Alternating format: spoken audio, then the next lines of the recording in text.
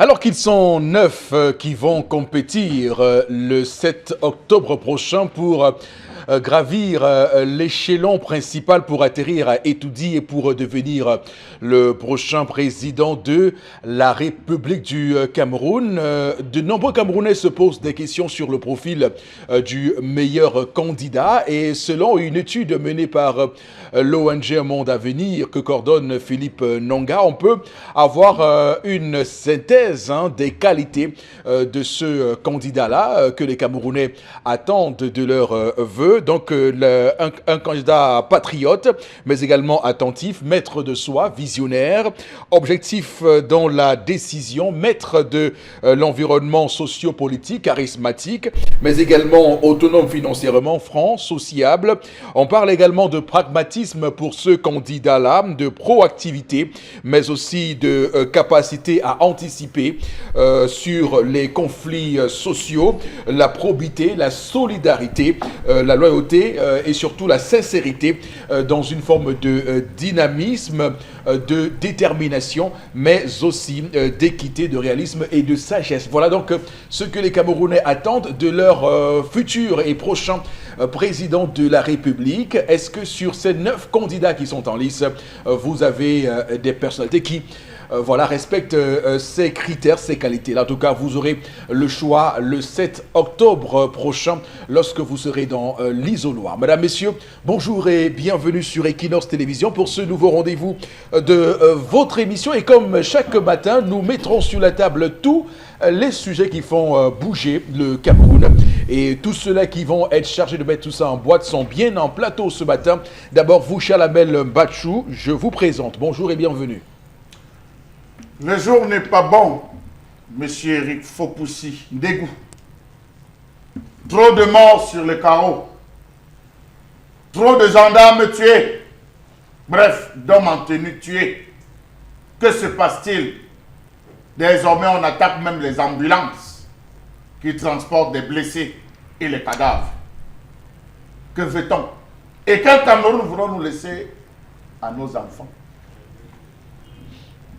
Voilà, le Cameroun qui va, comme je l'ai dit, le 7 octobre et les Camerounais avec vont avoir la lourde mission historique de choisir le prochain président de la République. Et donc les qualités de ce président-là doivent également de lutter contre ce que vous dénoncez ce matin, Chalamel Mbachou. Également sur le plateau, Florazé, bonjour et bienvenue. Bonjour Eric Fopoussi, merci. Bonjour à vous sur le plateau. Bonjour à nos chers téléspectateurs. Alors pour ce vendredi et surtout dans le cadre de la revue des réseaux sociaux, on va revenir justement sur cet élan politique, notamment lié à l'élection présidentielle, mais surtout le rôle que pourraient jouer les fake news justement à travers les réseaux sociaux et surtout qui pourraient entacher, pourquoi pas, au bon déroulement des élections. Donc on en parle une fois de plus dans le cadre de cette revue des réseaux sociaux, du sport également et bien d'autres informations, Eric Fopoussi, qui continue de faire le buzz. Voilà, on comprend bien que l'élection présidentielle du 7 octobre prochain cristallise, polarise l'attention sur les réseaux sociaux. On aura l'occasion de faire tous les commentaires. Soyez patients, mesdames, messieurs, 11h06. Rendez-vous pris pour tout le monde. Également sur le plateau ce matin, Bengal, bonjour et bienvenue. Bonjour, monsieur Fopoussi Negou. Bonjour à vos chers téléspectateurs. Une fois n'est pas coutume, permettez, monsieur Fopoussi Negou, je vais m'intéresser à l'église. Non, j'ai vu une paroisse de l'église presbytérienne camerounaise hier en désolation. Vraiment, ça m'a touché. J'ai vu la paroisse, ils appellent Caris Péniela, au quartier CCC. Ils ont perdu un de leurs membres, une fille, qui a tétanisé tout le monde. J'ai observé de là-bas, vraiment, je vous dis, je vous salue, je vous dis courage. Courage, c'est ça la vie d'un homme, la vie d'une fille. Accompagnez votre fidèle dans de bonnes conditions, dans la paix du Christ, comme vous aimez le dire. Mais tenez courage. Vraiment, j'ai vu ces gens, c'est rare de trouver, j'allais dire, l'unanimité autour d'un témoignage et que tout le monde, même moi qui ne l'ai pas connu tout à fait, j'ai... Le fondu en là. Oui, tout à fait. Donc, c'est émouvant. Mais également la solidarité qu'il y avait autour du corps de sa famille a montré que ce qu'on croit être là, donc l'Occident n'a pas tout pris. il reste encore les élans de solidarité africaine et de vivre ensemble, comme on dit. Je ne sais pas comment réagir aux vœux que vous formulez ce matin, Borobengan. Est-ce un rétropédalage? Est-ce un volte-face? Non, je ne serai plus chrétien. Non, mais... Je vous taquine. non, mais je sais ça parce que je me suis rappelé de l'histoire des tendances hier. Oui. Voilà, dans ce cas que cette solidarité, quand une femme, d'abord elle était jeune, parle de 45 ans, oui. À notre époque, quand une femme de 45 ans mourait, c'est... D'abord, on ne mangeait pas au cours de ces deuils-là. On ne mangeait pas. Et j'ai vu ça, j'ai lu ça hier sur la face des chrétiens. C'est vrai, je ne serai pas là à l'enterrement, mais ce que j'ai vu, ça m'a rappelé, j'allais dire, les racines de l'Afrique. De l'Afrique. Alors, bon, j'ai failli leur dire, mais laissez les chrétiens tranquilles. Mais bon, après, je me suis dit, non, on va la faire. Alors, il faut dire que quand vous dites Borobengan à notre époque, notre époque là, c'est l'époque des ancêtres. Oui, absolument. C'est l'époque des ancêtres, l'époque où on ne connaissait pas les chefs auxiliaires d'administration, non? D'accord. Nous, on régentait notre vie sociétale ensemble et tout ça. C'est l'époque où on mettait les régimes de bananes douces avec un canari de à côté pour que les passants puissent récolter quelques jours de pluie, ou pendant la saison de pluie, comme c'est le cas, on ne laissait pas les passants partir. Alors, surtout vers la nuit, on lui dit non, tu vas dormir. Belle époque. Oh, on n'avait même pas envie de savoir qui tu étais. Aujourd'hui, dit, il est de quelle tribu. Non, nous, on dit, monsieur, vous allez où? Non, il fait nuit là. Il va tomber la pluie là, vous ne pouvez pas arriver. D'accord. Les prochaines maisons sont très... Vous dormez. Il faut également dire qu'au cours de cette cérémonie de compassion, de solidarité et de cœur, Tendance Kenya a été au cœur de quelques échanges là-bas. Voilà. Oui, tout à fait. Jusqu'à... Voilà. C'est pour faire juste une confidence à Non, c'est pour ça qu'il dit que jusqu'à, même pour me reconnaître, j'étais là-bas avec nous.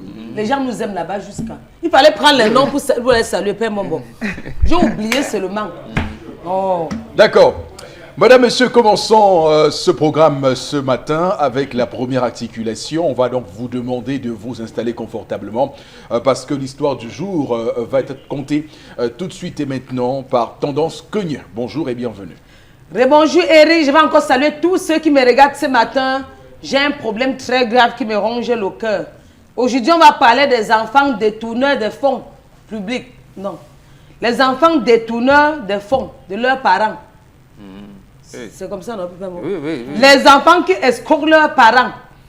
Non. Les enfants qui détournent les biens. Bref, qui prennent l'argent de leurs parents.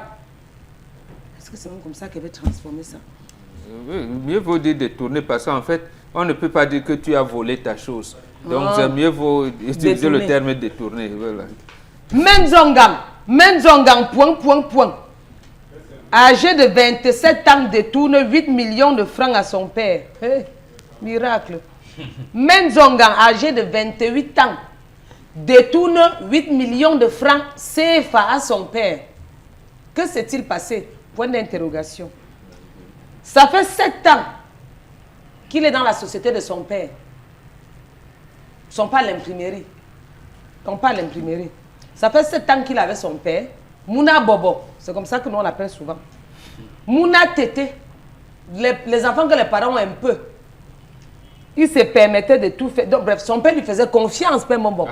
Même pour faire les transactions, son père disait que va me faire tel dépôt, ouais mon fils, va me faire ci. C'est comme ça qu'il volait l'argent de son père pour aller boire en boîte, pour aller boire avec les petites. Je suis au courant. Mais cette fois-ci, tu as appuyé sur déranger. Parce que ton père dit que s'il meurt, on le prend qu'à toi. J'ai appelé 3 magistrats, 2 procureurs de la République pour toi. J'ai appelé le commissariat central. J'ai appelé Yaoundé. Tout pour ce problème d'argent. C'est 8 millions, ce n'est pas 8 000 francs, ni 800 000 francs. J'ai appelé encore 2 autres procureurs de la République, toujours pour ton cas.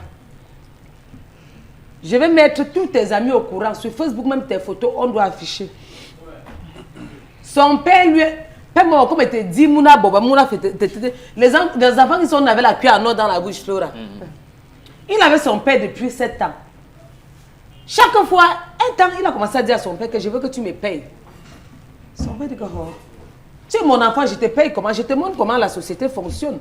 Viens souvent me donner les coups de main, viens de temps en temps. Mais sauf que chaque matin, quand son père sortait, les deux sortaient ensemble. Il connaît bien comment on travaille dans cette société. Donc, en fait, son papa le formait. Oui, son père le formait parce que le père m'a dit que lui, il voulait prendre la retraite cette année. Que s'il ne meurt, comme son fils est en train de précipiter sa mort, que s'il ne meurt pas, c'est que c'est vraiment cette année qu'il voulait lui prendre sa retraite, qu'il sait parce que son fils lui veut. L'autre jour, il a donné l'argent à son fils, 8 millions de francs, d'aller faire le versement. C'est l'argent des clients. Ce n'est pas pour ton père, c'est l'argent des clients. Oh. Il m'a tout montré, le virement. Donc tout le versement que les clients ont fait, les signatures des clients. Les clients sont venus faire le versement, ça a donné 8 millions de francs. Le père me dit que c'est depuis la semaine passée même qu'il va envoyer son fils faire le versement là. Mais il était empêché. Avant-hier, il t'a donné l'argent, va faire le versement. Tu n'es pas parti. Quand on t'appelle, ton téléphone ne passe pas. Donc il allume son téléphone, il éteint. Il allume son téléphone, il éteint. Mon téléphone même, il y a le GPS t'a repéré que tu as Bonamoussa dit. Ça t'a repéré, tu as Bonamoussa. Et Bonamoussa, il se trouve au Cameroun. Donc c'est pour ça qu'il te dit, papa, sois sage. Même si tu as dépensé, reviens donner le reste à ton père. Parce qu'il est tellement fâché contre toi. Le père m'a parlé en tremblant comme ça, mon bon. Oui, il a raison. Qu'est-ce que mon fils me veut? Les autres, ses frères veulent mourir. Quand on l'appelle, comment tu peux faire ça, papa? Il revient, il dit que dit à papa qu'il me paye, qu'il calcule ça. Il dit à ses frères que si papa calcule les 7 ans qu'on a passé ensemble, même s'il me donnait seulement 50 000 francs le mois, c'est que ça devait donner plus de 8 millions. Donc, où le père est là, il est dépassé. SOS aux hommes en tenue. S'il vous plaît, poursuivez-moi cet enfant Menzongan parce que son père est à bout. Il a détourné 8 millions de francs à son père. Si vous voyez un gars boire dans les snaps, mettre les cuvettes, vraiment interpellez-le. Si vous voyez un gars bâcher les bouteilles de whisky au snap ou au bar, interpellez-le.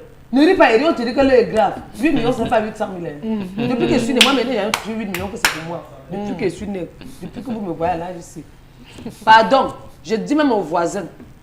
Même à une fille, si un gars vous drague, pardon, vous voyez beaucoup d'argent sur lui. Écrivez-moi dans mon niveau Facebook. Tendance que là, je vais vous répondre. On le recherche. Je vais me coller ces photos dans tous les commissariats. Son père est tombé en syncope. Je ne connais même plus. Est-ce qu'on doit faire confiance à son fils ou encore à ses enfants? Si oui, pourquoi? La confiance doit arriver à quel niveau? Vous, parents, qu'on a un enfant qu'on aime, on doit faire confiance à quel niveau? Est-ce qu'il faut faire confiance plutôt aux inconnus ou encore aux étrangers? Si oui, pourquoi? La question est la place. Oui, absolument, tout à fait. J'ai bien posé. Très bien. Talking of the public. Talking of the public. Ma peine de tomber. Talking of the public. Alors, vous savez que le Zénith a un ton, parce que Equinox a un ton, a une tonalité. Il faut d'abord féliciter chaleureusement ce papa, cet homme, qui me semble un homme travailleur, intègre, lucide, qui tranche avec le comportement de certaines hautes personnalités du Cameroun qui détournent souvent notre argent, l'argent du contribuable camerounais, et dont on voit les enfants le plus souvent voler des pactoles de millions et de milliards à la maison sans qu'ils ne s'en rendent compte. Souvenez-vous, il y a eu des ministres où on a retrouvé l'argent liquide en termes de milliards de francs CFA dans leur maison. Mais dites-moi, comment ces ministres-là peuvent se rendre compte de ce que leurs enfants les volent chaque week-end? Donc, ils ne savent même pas combien ils ont à la maison. Donc... Et il y en a même une qui est dans j'allais dire, la bonne, comme on dit, oui. Les femmes de ménage ont volé l'argent, ils ne s'est pas rendu compte. Or que c'était de l'ordre de centaines de millions. De centaines de millions. Donc, ça tranche donc avec le comportement des valeureux Camerounais, et là, les vrais Camerounais, qui bossent dur et qui ont leur argent à la sueur de leur front, à la sueur des stratégies qu'ils mettent en place tous les jours pour s'en sortir dans un environnement économique déjà très difficile. Donc, ce papa a bien voulu, au soir de sa retraite, faire ce que nous souhaitons tous les jours, pour un Cameroun meilleur, faire ce qu'on appelle la transmission, l'initiation. Si nos hommes politiques nous écoutaient un petit peu, je pense qu'on aurait moins d'hommes politiques sur le continent qui feraient 30 ans au pouvoir et qui, à un moment donné, penseraient à avoir travaillé de manière forte à transmettre donc leurs connaissances, le pouvoir à d'autres générations qui, elles, prendraient le relais. Donc c'est ce qu'a fait ce parent visiblement. Il a voulu accompagner son fils, l'amener à prendre les rênes de son entreprise pendant 7-8 ans, le temps qu'il s'habitue, le temps qu'il s'accommode à ça et qu'au final, ils prennent les rênes. Mais sauf que c'est ça le drame du Cameroun. On a vu des hommes d'affaires qui sont décédés et qui, après leur décès, les enfants ne savent pas comment marche l'entreprise, ils ne savent même pas comment on fait les commandes, ils ne savent rien du tout. Et c'est souvent eux qui viennent foutre le désordre à l'entreprise, alors que le papa a peut-être formé une tierce personne qui maîtrise bien l'environnement de l'entreprise. Donc, toutes ces questions-là, le père a dit, au lieu de faire ça, je responsabilise un enfant. Mais sauf que l'enfant a dû trahir la confiance de son père. Bon, Bengane, qu'est-ce que, pour vous, cette histoire suscite en vous comme observation? La première chose, justement, comme à votre suite, j'ai dit, oui, c'est ce que tous les parents espèrent. C'est-à-dire, on dit souvent tel père, tel fils. Tout à fait. Vous êtes appelé à remplacer votre papa. Je vais vous prendre une histoire. En 1988, les Lions Indomptables remportent la Coupe d'Afrique des Nations. C'était au Maroc. Il y a un joueur, je pense qu'il était latéral gauche, il jouait au Canon de Yaoundé. Il s'appelle Charline Tamak. Charline Tamak, à cette époque-là, je pense qu'il est en année de licence droit à l'université de Yaoundé. Quand il rentre, son papa, ancien doyen de la faculté de droit des sciences économiques, comme on l'appelait à l'époque, s'appelle Pitan Tamakiana. Il lui dit, Charlie, c'est bien, médaille d'or, tout ça, voilà, tu n'as pas ta place là-bas. Tu dois me remplacer. Aujourd'hui, effectivement, Charline Tamak a laissé le football. Aujourd'hui, c'est un professeur de droit maritime dans des universités en Grande-Bretagne. Donc, il a eu son PhD. Donc, il a remplacé son père. Et son père, en mourant, comme on dit, il mourait en riant. C'est-à-dire, il était gai de partir. Il avait dit, j'ai laissé quelqu'un. J'ai laissé quelqu'un. Oui. Donc, réellement, c'est l'environnement. Et Charlie a essayé chaque fois avec un autre acribi, il s'appelle professeur Ndéndé, pour enseigner le droit maritime. Bon, les conditions sociopolitiques font qu'il ne soit pas venu enseigner dans les universités. Donc, en fait, chaque parent voudrait que ses enfants lui ressemblent. Voudrait que, et surtout pour celui-ci, il dit, à bien voir, peut-être même que c'est lui qui a créé son imprimerie. Et il se bat, il se dit, j'ai un fils. C'est l'expression qu'utilise souvent Charles Hamel à sa, j'allais dire, sa signification ici. À tel âge, tu es un disciple. Au moment où 28 ans, où papa dit, ah, j'ai déjà un conseiller. Mon fils, c'est vrai, il a fait des dérapages. Maintenant, je peux partir en paix. L'année prochaine, je lui confie. C'est à ce moment précis qu'il va détourner l'argent des clients. Vous voyez, ce papa, c'est-à-dire, vous ne pouvez pas imaginer. Or, c'est ce que nous faisions à l'époque, nous, quand nos parents nous transmettent, oui, surtout vous les aînés. Dès que vous vous mariez, papa vous montre où vous allez vous construire. D'abord, c'est vous qui piquez. Le piquez vous dit, vous construisez ici, vous allez faire votre champ là-bas. Les autres fils, tes autres frères, il va construire ici, il va construire là. Vos filles, vos sœurs, elles vont en mariage et que le mariage ne marche pas, si elles rentrent, voilà comment vous allez les comporter. Donc nous, au même moment que l'enfant grandissait, il y avait également ce que vous appelez aujourd'hui jugement d'hérédité.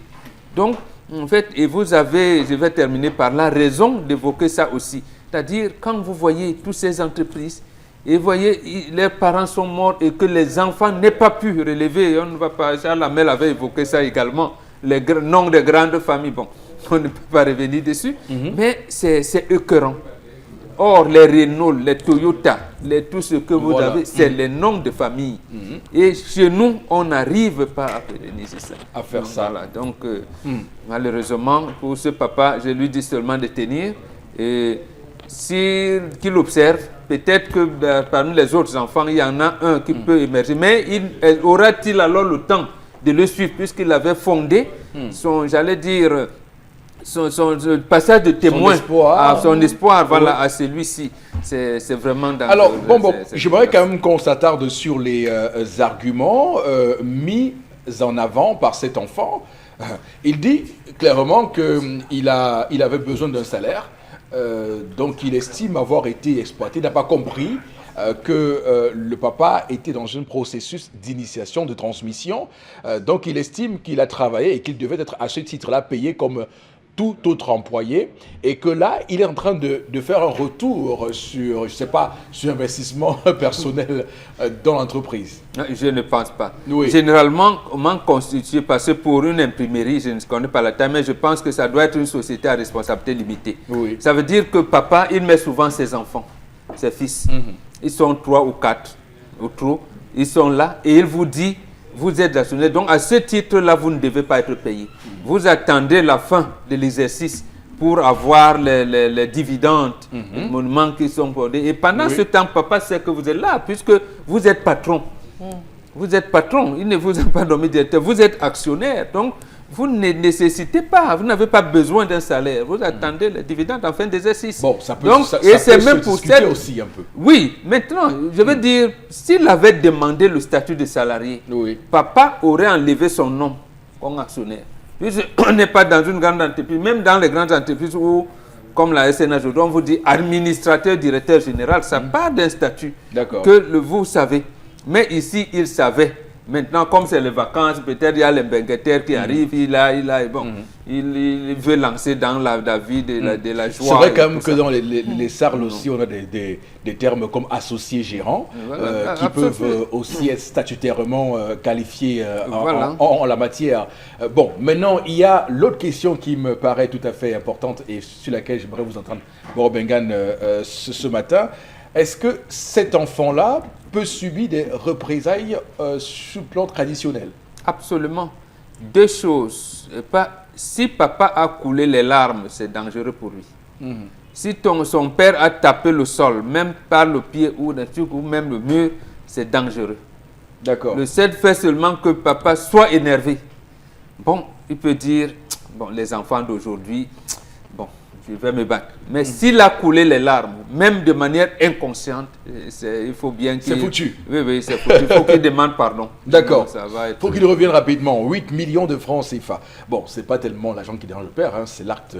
le comportement de ces garçons. C'est la trahison, parce que ça dépasse tout ce qu'on peut imaginer. Alors, cher Lamel Bachou, il y a une chose qu'on oublie le plus souvent lorsqu'on parle de transmission, d'initiation, lorsqu'on parle de tel père, tel fils. Lorsqu'on utilise le terme héritage, beaucoup voient le plus souvent les biens matériels qui tournent autour de ça, mais il y a un héritage qu'un homme laisse qui est la pérennisation de son œuvre sur terre.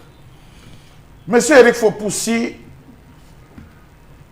l'initiation, la transmission, comme vous le dites, englobe 3 points essentiels. Le savoir comme connaissance, le savoir-faire et le savoir-être. Je veux, mais je ne connais pas. Je veux, mais j'apprends. Je veux, je me concentre et je fonce.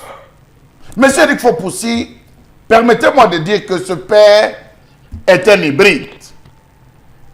Ce père est un occidentalisé qui, par mimétisme, a voulu faire quelque chose. Monsieur Eric Fopoussi, chez nous les Bantous, pour étudier les enfants, vous en avez 4, vous en avez 5. Vous vous levez le matin, vous prenez l'argent, vous donnez au premier, tu vous dites c'est pour l'argent de baigner de tes frères. Partage. Le lendemain, vous donnez à l'autre. Vous donnez au 3e, au 4e, au 5e. Beaucoup de parents sont allés jusqu'à croire, monsieur le Fopoussi, qu'en prenant les occidentalisés, les enfants, en disant je t'envoie en Europe, tu vas arriver te battre pour faire venir tes frères. D'aucuns sont arrivés, c'était les plus feignants. Qu'on avait envoyé en Europe, ils sont arrivés, se sont endormis. Ils ont oublié de soulever cette soi-disant famille, monsieur Rifopoussi. Les parents font de très mauvais choix. Ici, il faut parler du choix des parents. Parce que les parents ne prennent pas la peine d'éduquer, d'initier les enfants à la transmission. Gardez-moi cet argent. Vous savez que la somme n'a jamais touché 100 000. Vous lui donnez 100 000. Gardez-moi cet argent.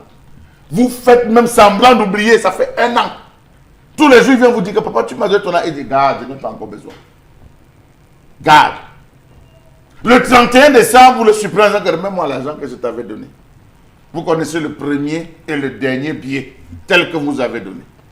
Lorsqu'il revient vous donner, parce que vous avez enregistré, vous regardez, vous dites que comment tu as utilisé l'argent. Il dit, papa, comment tu as su? Non, parce que tu as bouché les billets. C'est l'initiation, monsieur Eric Fopoussi. Tout à fait. Après, on lui dit à l'enfant, désormais, c'est toi qui t'occupes de l'eau et de la lumière. Je n'ai pas plus payé. Chaque fin de mois, vous lui donnez l'argent. À des moments, vous vous déplacez avec votre épouse, vous allez vous reposer même au village, vous lui confiez l'argent en disant, ok, sache que c'est toi le père de la maison, gère la maison, comme tu nous vois souvent gérer la maison, occupe-toi de tes frères et tes soeurs, la ration et tout, le père s'en va. Quand il revient, il prend en consultation tout le monde. Comment Rodrigue gérait? Comment tu as vu Arnaud, il faisait comment? Est-ce qu'il a bien géré? Est-ce que tout s'est bien passé? Les enfants se plaignent, les petits frères se plaignent. Non, il se comportait comme ça. Non, il faisait. On tamisait au fur et à mesure pour savoir quelle était la bonne graine, monsieur Eric Fopoussi. Et on ne s'était jamais trompé. Jamais trompé. Le principe aujourd'hui que parce qu'un enfant est bien travaillé, non, tu vas aller en Europe, on se concentre tous les efforts sur l'enfant en disant c'est lui qui va aller en Europe pour pouvoir venir sauver. Voilà notre père qui a fait un mauvais choix. Et c'est comme ça que beaucoup de parents ici font le tour des tapés. Vous allez voir, c'est le fils de tel. Si vous me permettez, je vais me citer non. C'est le fils de tel. C'est le fils de tel boss. C'est lui qui joue le njambo. Il va jouer le tapé. Vous entrez dans telle boîte. C'est le fils de ces gens qui arrivent et dit que videz tout l'endroit là. Je m'assieds là-bas avec mes jambes. Vous regardez, c'est les moins de 22 ans. Qui sont assis, qui commandent les champagnes. Il fait ce que papa fait. Parce que vous ne pouvez pas vouloir transmettre à votre enfant une connaissance et avoir un comportement autre. Impossible. N'amenez pas votre enfant. Pendant que vous sortez, vous avez les cigares. Il observe, il va prendre le cigare, il va sur Internet. Il frappe, il voit le prix du cigare. Il vous voit comment vous faites à la maison. Il va copier le modèle à ce que vous faites. Donc, monsieur, il faut pousser. Ce père est un irresponsable pour moi. Et je termine par là en disant, projeter pour un enfant sans associer l'enfant, c'est condamner l'enfant. Que notre réflexion soit plus fertile pour qu'on comprenne ce que vous avez voulu nous dire ce matin, parce que ça pourrait, et là encore peut-être c'est ceux qui sont contre ce que vous dites aujourd'hui estimeront que c'est un peu dur, parce que lorsque vous annoncez un enfant que vous le préparez à votre succession, par exemple, qui prendrait les rênes d'entreprise dans 5-6 ans, est-ce que ça ne... On ne dit pas un enfant qui prend les rênes. On ne dit jamais un enfant qui prend les rênes. Oui. Il se surprend à prendre les rênes. Il se surprend. Vous lui confiez tel secteur. Après, vous lui dites que vraiment, je me sens ma santé, je ne peux plus. Tu vois, je t'ajoute encore tel autre secteur, vraiment. Essaye de contrôler, tu me rends compte. Ce n'est pas que vous êtes éloigné. Un beau matin, vous dites que bon, je ne me sens plus, vous restez à la maison. C'est comme ça que vous lui passez sans toutefois lui dire. Je vais vous prendre un exemple, monsieur Eric Fopoussi. C'est un papa pour qui j'ai du respect, qui est décédé aujourd'hui, et dont tous ses fils occupent un peu l'axe de Bonabéry et tout, et qu'on soit avec les brocantes. Un jour, il rentre, il est sorti faire, bon, il faisait son petit commerce. Il rentre un jour, il découvre que il voit une Mercedes blanche, pardonnez-moi, garée à l'entrée. Il se dit, c'est quelqu'un qui est venu le rendre visite à la maison. On dit que c'est son fils qui est venu avec une Mercedes qu'il a acheté. Il a appelé son fils, il dit à son fils que, regarde ce que tu payes. Le terrain, tu n'as pas. La maison, tu n'as pas. Si, tu n'as pas. Avec ces voitures que tu as. Il a fait comprendre un ensemble de choses à l'enfant et à l'intérêt qu'il y avait de ne pas investir dans un premier temps sur le fait. Je vous le dis parce que c'est une histoire vécue, monsieur Eric Fopoussi. Permettez-moi de vous dire que l'enfant a pris conscience. Vous pouvez tout donner à l'enfant, mais rien lui donner à la fin. Alors, on est à 10h36, c'est compliqué puisqu'il n'y a plus le temps pour l'histoire du jour. On va peut-être prendre juste 30 secondes pour vous, Florazé, pour dire ce que vous en pensez. Justement, je n'allais pas être longue. J'allais tout simplement citer un passage de la Bible, c'est Proverbe qui le dit, instruis l'enfant selon la voie qu'il doit suivre. Et quand il sera grand, il ne s'en détournera jamais. Et Mbombouk l'a dit de façon subtile, c'est le parent qui initie l'enfant et il connaît à quelle période il peut lâcher enfin, il peut lâcher l'enfant, il peut lâcher l'oiseau. Maintenant, on ne peut pas prévoir la suite des événements parce que le parent sait à quelle période l'enfant est déjà assez mature pour recevoir, traiter certaines informations liées à sa vie, à son futur. Maintenant, le parent se met à l'écart et observe l'enfant. Maintenant, c'est à l'enfant de décider. Moi, je dis, à un certain moment, on va donc laisser les uns les autres, notamment les enfants, faire face à certains choix qu'ils feront. D'accord. Ok. Tendance également sur un mot sur cette histoire. Ouais, quand tu n'accouches pas, on t'insulte, Eric. Quand tu n'accouches pas, on t'insulte. Bordel, est-ce que tu peux accoucher? Voilà l'enfant qu'on a accouché. Regardez toujours la compagnie de vos enfants. Mauvaise compagnie, il faut mettre la croix. L'enfant, lui, se prend jusqu'à 8 millions de francs, comme ça, qu'il sait que ce n'est pas 800 000 francs. Il va aller faire quoi avec 8 millions de francs? Il marchait avec qui? Regardez d'abord les gens avec qui il se baladait avant de commencer les enquêtes. Il faut montrer à l'enfant que la vie n'est pas facile. Et chaque enfant se bat pour son avenir. Chaque jeudi, tout ça. Chaque fois, il ne faut pas montrer à l'enfant que la vie est facile. Même confier l'argent là. Non, non, non. Il travaille, mais il ne touche pas l'argent. Tu vas walk. Même 5 fois, tu ne touches pas. Mieux, j'envoie un passant qui va me faire le versement. Ou un enfant qui travaille dans la société, que je vois son comportement, je l'étudie. Ou moi-même, je me débrouille pour aller faire mon versement. Voilà, maintenant, on va faire comment? À ce niveau, on va faire comment? Non, soyons sérieux, on va faire comment? Je sais que tu me vois. Papa, parole de mamie Juju, reviens-nous. Même si tu reviens d'abord, donne même la moitié. Même si tu as commencé à utiliser, donne la moitié. Donne même le peu qui reste. Pardon, mon bébé. C'est bon. On va lire rapidement quelques messages florazés. Vraiment, on va mettre l'accélérateur pour ça. Abonaberi Balkis pense qu'il faut porter plainte à cet enfant pour qu'on l'en fait. Pardon. Une autre réaction, quelque part, il n'a pas raison, hein, car il n'est pas l'unique fils de la famille. Et si le père venait à mourir, on ne penserait pas qu'il allait travailler également pour rien. Donc, il devrait partager et puis surtout le travail, travailler également avec sa femme afin de fixer un salaire pour l'enfant. Mini Laurent qui réagit. Ce problème est plus complexe. J'ai essayé de travailler avec mon fils. Je viens de constater que le mot loyal n'existe pas dans son dictionnaire. C'est très compliqué. C'est Medjo Bossaki qui réagit. Cet enfant va attirer une grande malédiction sur lui et son acte est injustifiable. Yves Afumbot. Et puis une autre réaction par rapport à l'histoire du jour. Je pense que l'enfant a été trop gâté, hein, et je crois, il se croit tout permis et les parents doivent poser certaines limites à ce garçon de mauvaise foi. Et puis Jordan APK12 pense qu'il faut toujours faire confiance à son enfant. Chaque Africain a toujours un abus de confiance. Alors, on va dire que les 6 messages ont été lus, ont été liquidés, liquidation parfaite. On va, madame, monsieur, vous inviter à la suite de ce programme. Voici la colère de Charles Hamel.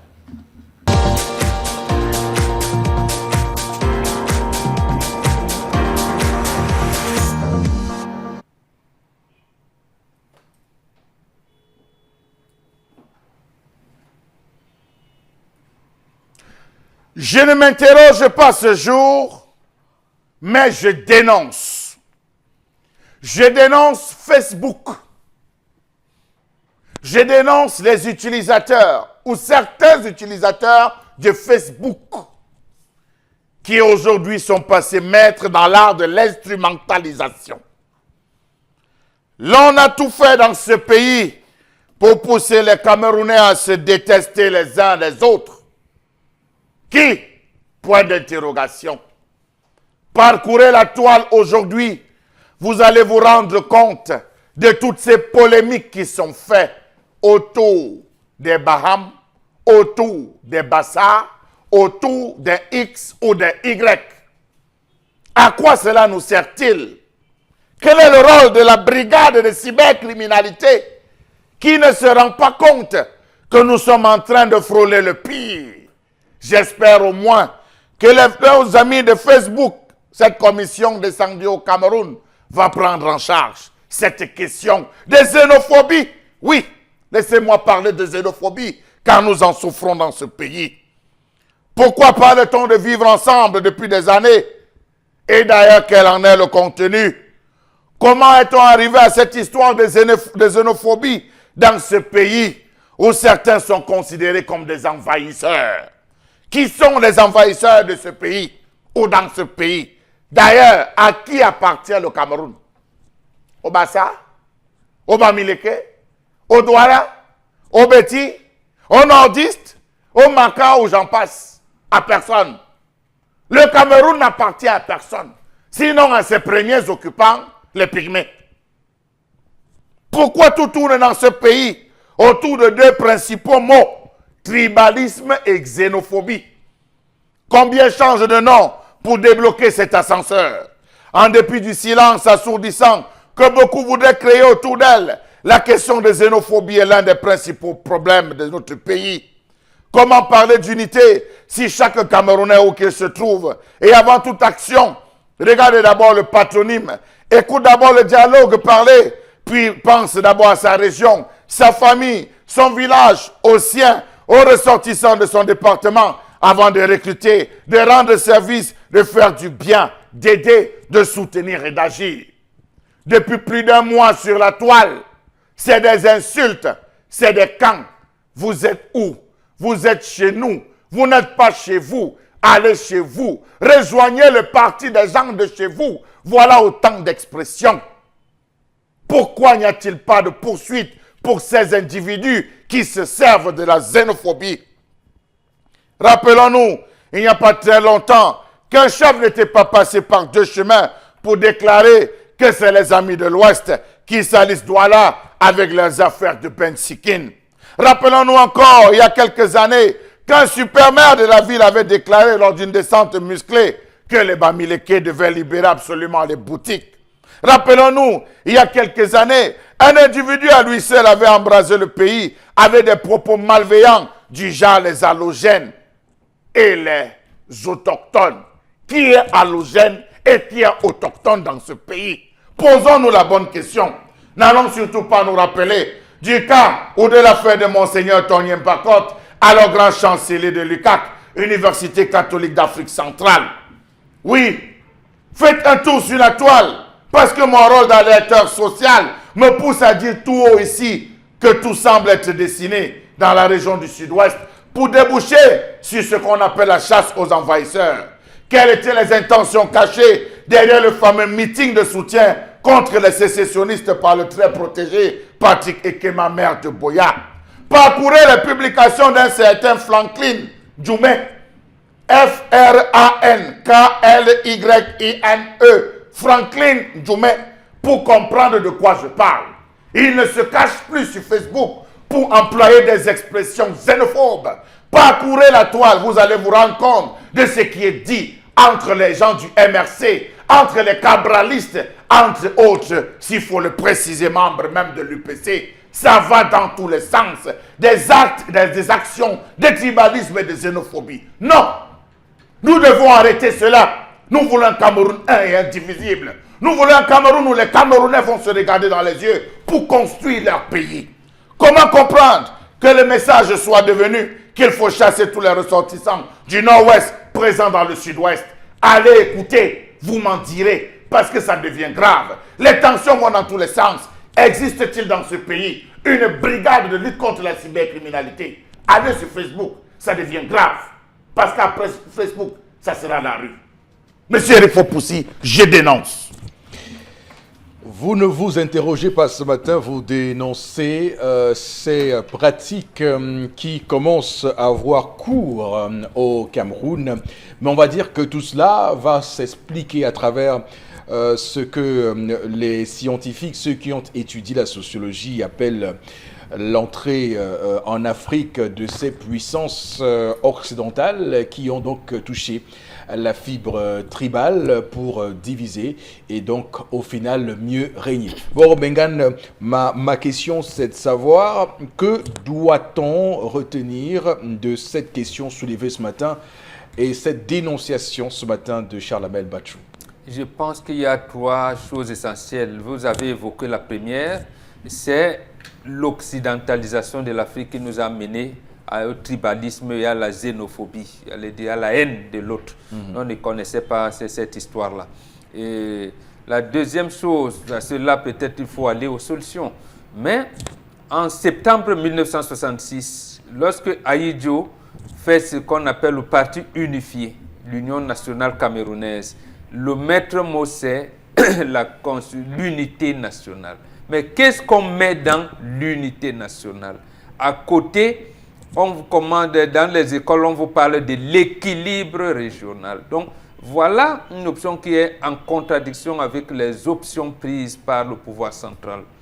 Donc, on commence donc à consolider en place le tribalisme. C'est-à-dire que chacun se reconnaît dans une région. On n'était plus camerounais. On était d'abord quelque part avant de devenir camerounais. Il y en a même qui ont eu l'outrecuidance de vous dire que, mais oui, Jésus même était juif. C'est à sa mort qu'il a dit que en moi, il n'y a ni juif, ni romain, ni... Bon, vous voyez comment, vous qui connaissez la Bible, et chacun veut trouver une justification à cela. Or, le problème allait être simple. Si c'était des nationalistes de l'UPC qui avaient pris le pouvoir, le problème aurait été posé autrement. Parce que, je pense que c'était le 14 décembre 1951, dans leur logique, leur orientation de la préparation de leur congrès de 52, Oumniobé tient un discours à Kumba. Et je le cite, « Les colonialistes dressent tribu contre tribu en faisant croire aux uns qui sont plus intelligents et aux autres qui sont plus riches et vont dominer le pays. Les uns et les autres croient naïvement à cela et se livrent à de vaines luttes intestines qui aboutissent finalement à la ruine de tous. Et le seul qui profite, c'est le colonisateur. Ils dressent chef contre intellectuel en faisant croire aux uns qu'ils sont les détenteurs de la tradition et que c'est à eux que le revient le pouvoir demain et aux autres qu'ils sont comme les blancs et c'est à eux que revient la civilisation. Mais le colonisateur ne croit ni aux blancs, ni à l'intellectuel, ni au pouvoir traditionnel, ni à l'intellectuel. Donc voilà, si on avait pu, si c'est eux qui avaient pris, donc ils avaient posé le problème. Les autres étaient les suivistes.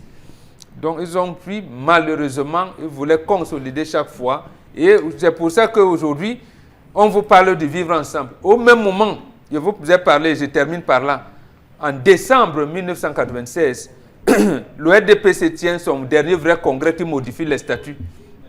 Il y a même une disposition de statut là qui fait du président leur candidat à l'élection présidentielle qui nous plombe aujourd'hui, alors qu'on aurait dû éliminer sa candidature. Bon, de toute façon. Mais il crée une association de jeunes pour tuer l'OJRDPC, l'organisation des jeunes du RDPC. Cette association s'appelle Jeunesse de l'Ouest unie pour le renouveau. À côté de Jeunesse de l'Ouest unie pour le renouveau, on crée la Jachabi et la Presby. Conséquence des courses, il faut ramener les Bamileke qui n'avaient pas voté pour le parti, n'avaient pas voté Paul Biya en octobre 92. Et à ce moment, comment Paul Biya réagit? Parce que l'Ouest a voté pour le RDPC le 1er mars 92. Niat, aujourd'hui, qui est au Sénat, était même vice-premier ministre chargé de l'aménagement du territoire. En octobre, tout le monde bascule pour l'opposition. Il dit qu'il punit l'Ouest. Et voilà, avec une partie de Bassa qui est ramenée par Kodok.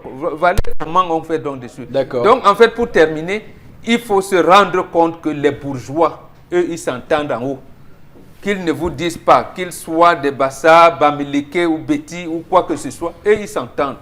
La paysannerie pauvre reste la même. Vous verrez dans un village Bamileke plein de milliardaires, vous allez voir les petits villageois pauvres qui vendent la cola, qui n'arrivent même, ils ne peuvent même pas approcher les barrières, qui sont semblables au même boulot, qui sont dans les mêmes villages que les milliardaires boulot. Ils ont le même comportement, de même manière chez les Bassa.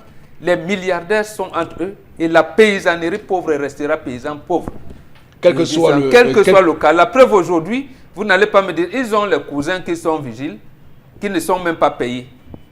Ça veut dire que les fils de ces vigiles-là ne peuvent pas aspirer que leurs enfants deviennent médecins ou ingénieurs demain. Puisqu'ils ne sont même pas payés, ils sont payés quelquefois 25 000. Et leurs enfants, c'est eux qui se comportent comme celui que Tendance nous a montré tout à l'heure. D'accord. Alors, Florazé, la xénophobie, c'est-à-dire hostilité de principe envers les étrangers, ce qui vient de l'étranger. Alors, quelle est la solution pour vous pour lutter contre ça? Non, mais il faut que chaque Camerounais ait ce sentiment de patriotisme, Eric Fopoussi, c'est-à-dire regarder l'autre comme soi-même et justement sortir de cette identité tribale, parce que c'est tout simplement une continuité administrative coloniale qui a voulu s'aimer le trouble et justement en disant aux uns aux autres qu'en fait c'est un problème de communauté, de tribalisme et autres, tout simplement. Donc déjà qu'on élimine, les thèmes sont un peu violents, qu'on élimine certains thèmes, certains lexiques. Le tribalisme au Cameroun, pour ma part, je pense, n'a même jamais existé. Parce que mon classe, il vient dit clairement, et puis je loue également ces arguments. Parce que justement, vous allez retrouver des personnes pauvres et des personnes riches qui sont bamileke, qui sont bassa, qui sont bêtis et autres. Et puis les bourgeois, ils s'entendent toujours. Les personnes qui sont aisées, puisqu'on parle justement, parlons également de bien-être. Parlons de bien-être, parce que c'est ça, les populations ont besoin de ça. Le discours est violent et frustrant aujourd'hui. Pourquoi? Parce que les populations vivent mal. Parce qu'on vit mal, on veut mettre le tort sur quelque chose. Et en voulant mettre le tort sur quelque chose, il faut bien qu'on situe les responsabilités, notamment l'appartenance ethnique, et puis le fait que certaines personnes qui nous dirigent le font mal, et puis qu'aujourd'hui, on ne soit pas à même justement de vivre de façon sereine dans son propre pays. Alors, Chalamel, vous dénoncez, mais c'est quoi la solution? Monsieur Eric Fopoussi, je pense qu'il serait temps que toutes ces brigades qui luttent contre la cybercriminalité s'intéressent à cet individu, qu'il soit interpellé. Que ces individus qui se servent de Facebook pour faire naître ce type de sentiment soient interpellés. Je ne sais pas pourquoi ce Franklin Djoumé est encore libre, monsieur Eric Fopoussi. Hein? Je ne sais pas si la régie peut nous faire voir, si on peut voir. Il a fait 22 minutes d'audio. 22 minutes d'audio sur sa page Facebook, Franklin Djoumé, où il tient des propos, mon Dieu, horribles. Mais apparemment, le code pénal condamne les propos xénophobes, non? Et c'est vrai, c'est vrai. Bon. Voilà la photo de ce Franklin Djoumé. Dans le procureur sur son profil. Et voilà cet audio. Il a fait un audio où il décrit, mais attention, c'est grave dans un pays comme le Cameroun. Et on a l'approche des présidentielles, monsieur Eric Fopoussi. Qu'on dit que le parti de Kamto, le parti des Bamileke, le parti... Regardez la toile. Voyez comment ça boue dans les différents camps. Ce que les gens se disent. Je crois que ces individus devraient être interpellés. On n'a pas besoin de ça au Cameroun, monsieur Eric Fopoussi. D'accord. Interpellation, la justice devrait donc jouer son rôle dans l'élimination de ces parasites tribalistes. Tendance, juste un mot sur la question, c'est quoi la solution pour toi? Comment on peut lutter contre ça? On enferme tous ceux qui disent ça. Aujourd'hui, tu vois les filles perdre le mariage parce qu'on va te dire qu'elle est fiancée à qui? À un gars Bassa. Non, maman qui? Elle s'est mariée avec le Bassa, pourquoi? Mieux son frère Bamileke, tuez-moi l'esprit là. Non, sa fille, sa fiancée là, c'est une femme. Le Bassa de l'Ouest, non, on ne veut pas. Enlevez ça de la tête, enlevez ça du cerveau. Je préfère moi me marier avec mon frère Bassa. Je préfère me marier avec mon frère Yaoundé. On ne veut plus ça. Dans les sociétés, tu viens, on dit que tu t'appelles comment? Mohamed, non, elle n'est même pas un quoi. Jamais. Comme tu es Bamileke, mets la croix. Enlevez ça. On ne veut plus. Le pays est indivisible. Nous sommes tous les enfants d'une même mère et d'un même père.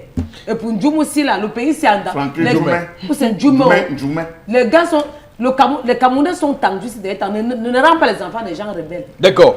C'est bon. Merci beaucoup à vous, madame, messieurs, de nous retrouver sur Equinox Télévision. L'émission, c'est le 10-12, le Zénith. C'est tout pour cette première partie. Nous sommes donc obligés de renvoyer l'antenne à la région. On revient dans un court instant pour la deuxième partie. Comme dans un film de fiction, Étienne Nguepi vivait un amour parfait avec sa femme, jusqu'au jour où tout bascule. C'est un monsieur qui a pris ma femme, par force et les enfants.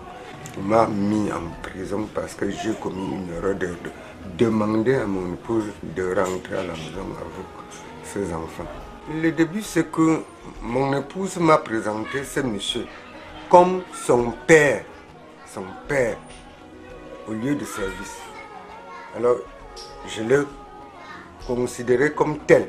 Ma femme savait que je devais garder et rentrer le matin. Je travaillais jusqu'à 1h30. Je décide d'aller dormir chez moi. Sur le chemin de retour, ça devait être le 27 juillet 2007. Je croise, quand je lance le préphare, je croise ce monsieur qui me voit avec une torche, il entre dans le masque. Je me rends compte effectivement que ce monsieur était avec ma femme. Le jour où je prends le téléphone de ma femme, je fouille les appels qui se répètent régulièrement et je trouve le nom de ce monsieur. D'emblée, je ne le connaissais pas de nom. Je dis, mais quel est ce nom qui revient? Et j'appelle ce nom. Je dis, ce n'est pas ta femme, c'est mon épouse. Même les enfants que tu dis que ce sont les siens ne sont pas tes enfants, c'est pour moi.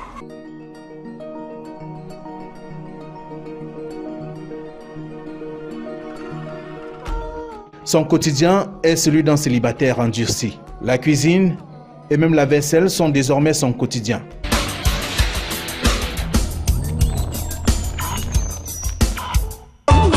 Retour sur le plateau pour cette deuxième partie de l'émission. Madame, Monsieur, merci infiniment à vous de nous rejoindre pour cette deuxième partie. Comme chaque matin, vous avez d'abord cette séquence consacrée aux différents messages que vous nous envoyez via les numéros qui s'affichent au bas de l'écran, mais également la revue des réseaux sociaux qui va intervenir dans un court instant. Notez également interpellation à 11h40 dans le 10-12, le Zénith. Alors, Florazé, on fait recours à vous pour cette partie consacrée aux différents messages. Tout à fait, Eric Fopoussi. Alors, par rapport à la colère de Charles Lamé, on a quand même quelques réactions. Alors, je vous assure qu'il n'y a que Dieu qui peut résoudre ce problème de xénophobie. Hein. J'en ai été victime. Alors, vous, votre réaction, les partis, la prise d'opposition sur les partis et les ethnies, chacun est autochtone dans son village.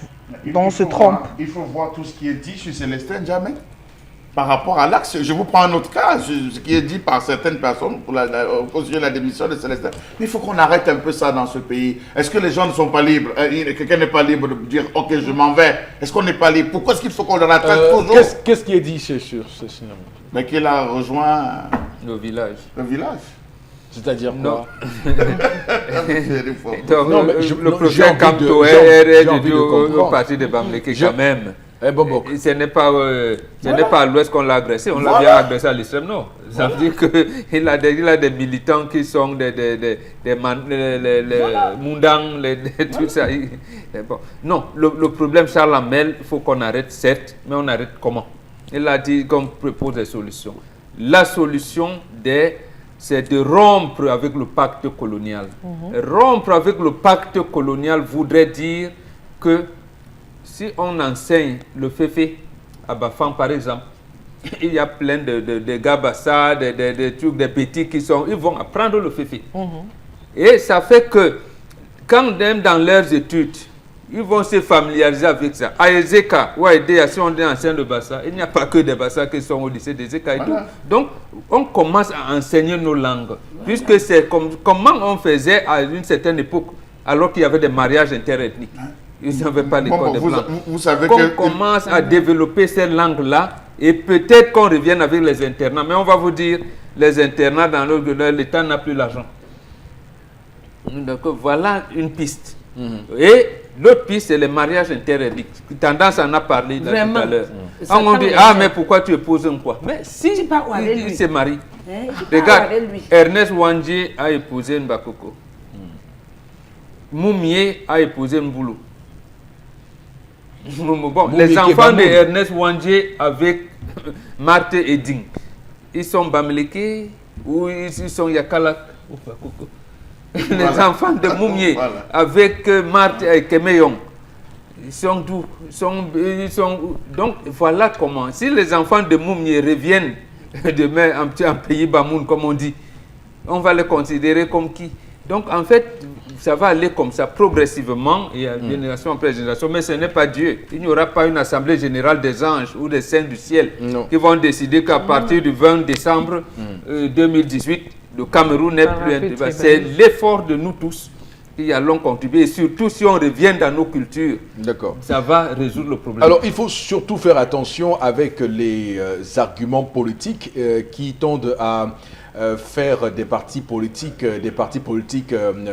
tribaux en rapport avec l'ethnie de leur leader. Souvenez-vous qu'on avait dit que le SDF était un parti anglophone, mais je demande, est-ce que tous ceux qui militent au SDF sont des anglophones? Le président régional du centre, qui a mené sa bataille contre pour enlever les bureaux de vote dans les casernes militaires. Je ne pense pas qu'ils soient anglophones. Voilà. Est-ce que tous les Bamileke... qu'ils soient en sort ou je ne sais pas moi, le Bafou. Est-ce que tous les Bamileke de l'Ouest qui sont dans le RDPC, par exemple, sont au MRC? Vraiment, il faut qu'on arrête à un moment donné des discours qui n'ont pas de sens et qui sont d'une vacuité affligeante. Donc, sincèrement, qu'on arrête ça. Parce que le danger derrière tout ce qu'on raconte là, c'est pas l'élection présidentielle de maintenant. C'est qu'au fur et à mesure, on cultive dans l'esprit des gens. Et demain, vous verrez un génocide comme au Rwanda. On va dire, ça vient d'où? Mais ça vient de ça. Il faut alerter donc. Il faut alerter que le ministre de la Communication se saisisse, qu'on essaie de surtout se flanquer du mais parce qu'il infeste véritablement la toile avec tout ce type de propos. Et je pense qu'il est important qu'on mette en place un projet de loi sur le tribalisme au Cameroun et qu'on soit clair là-dessus et qu'on mette des termes qu'on ne devrait plus employer et que chaque fois qu'un Camerounais va employer des termes pareils, il sera sous le coup d'une condamnation à un certain nombre d'années. Donc je pense que c'est important. On l'a dit tout à l'heure que c'est prévu, les actes de ces sauf que c'est pas très précis. Je pense qu'il faut une loi sur le tribalisme au Cameroun. Il faut une loi précise, il faut préciser, il faut qu'on encadre, parce que le Cameroun a ceci de particulier, c'est que quand on écrit nos lois, il y a des termes qui prêtent souvent à confusion. On dit pourrait, indéniablement, il y a ces adverbes concrets pour diluer le sens d'une loi. On doit faire des lois précises, oui. Il aussi, attends, du coup, mais vas-y, j'ai à dire, que tu rencontres un homme, peut-être il est Bouddha, et que tu veux l'épouser, la famille te dit que non, maman, tu n'as pas fait quoi avec les Bouddhas, ça veut dire que tu connais leur comportement. Leur comportement est comment? Tu rencontres un gars, tu l'aimes bien, vous vous aimez. C'est la famille qui va dire que, hé, maman, le tchangé, j'avais dit dans ma vie, le tchangé. Je te dis, Flora, ça te casse une fois, tu ne peux pas imaginer. Quand même, vous voulez nous amener où là? Nous sommes au Cameroun, nous sommes en Afrique. Il y a même des artistes qui ont fait les artistes, que si telle personne joue sur tel plateau, je ne joue pas avec elle. Si telle personne joue, je ne joue pas. Si telle personne chante, je ne chante pas. Que tu chantes d'abord quoi? Je vais même taire ton nom. Ça fait la une maintenant. On dit qu'une artiste a dit que Mings ne doit pas chanter avant. Elle ou que quoi faire quoi? Tu chantes quoi? D'accord, merci. Parce que moi-même, je chante. Ok, merci Tendance. On va continuer avec les messages Florazé. Oui, Eric Fopoussi. Jean Flaubert Abedi pense que de nos jours, on enseigne plus les libertés, on n'enseigne plus les libertés individuelles du citoyen camerounais. Dans les établissements scolaires, on devrait nous les rappeler. D'abord, les cours de morale ont été supprimés. Ah oui. Trop de tribalisme. Micheline Abertois dit qu'on veut la paix au Cameroun et puis que le Cameroun soit toujours uni. Voilà. Nous avons déjà perdu tant de personnes. Combien de gendarmes en l'espace de 2 semaines? On a perdu combien de gendarmes? Non, en réalité, ce n'est pas tant le tribalisme qui pose problème, c'est l'horreur, l'horrible instrumentalisation du tribalisme à des fins politiques qui pose un problème dans ce pays. J'allais dire comme Karl Marx, nous prolétaires du Cameroun, unissez-vous. C'est-à-dire, vous allez trouver auprès de ces gens, d'abord quand ils construisent au village, vous ne pouvez pas accéder dans les barrières, ils ont les groupes électrogènes. Absolument. Et quand ils ont les groupes électrogènes, mais ils laissent les paysans pauvres.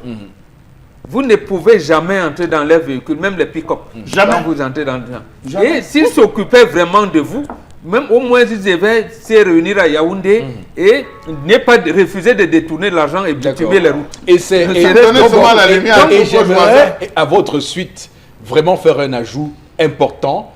Et je pense que c'est l'arnaque du siècle au Cameroun. Absolument. Le fait de vous dire que dans tel village, vous avez un ministre.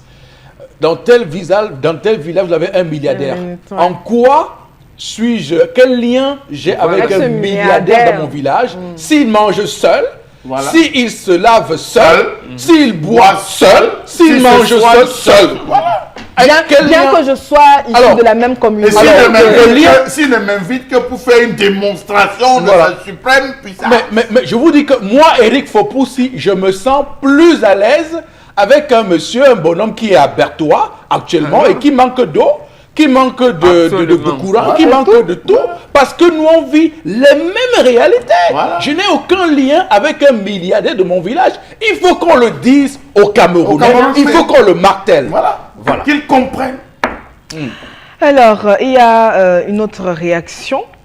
Un téléspectateur qui a même cité la Genèse 11:1 qui dit toute la terre avait une seule langue et les mêmes mots. Donc, ensemble et avec notre diversité, on devrait inviter tous les Camerounais, les Camerounais et aussi ceux de la diaspora à cultiver l'esprit d'unité. Mais c'est très simple. Lorsque vous avez quelqu'un qui tient des propos, n'est-ce pas, du genre xénophobe ou tribaliste, bloquez-le à l'immédiat. Oui. Vous n'avez pas besoin. Vous le bloquez, vous signalez son compte. D'accord. Donc on doit, et surtout, et c'est là encore, et je pense que c'est le monsieur Njomé là, et je l'ai dit, Franklin Djoumé. c'est un agent qu'on doit extirper. Franklin C'est un Djoumé. parasite parce qu'on est dans un contexte de crise anglophone.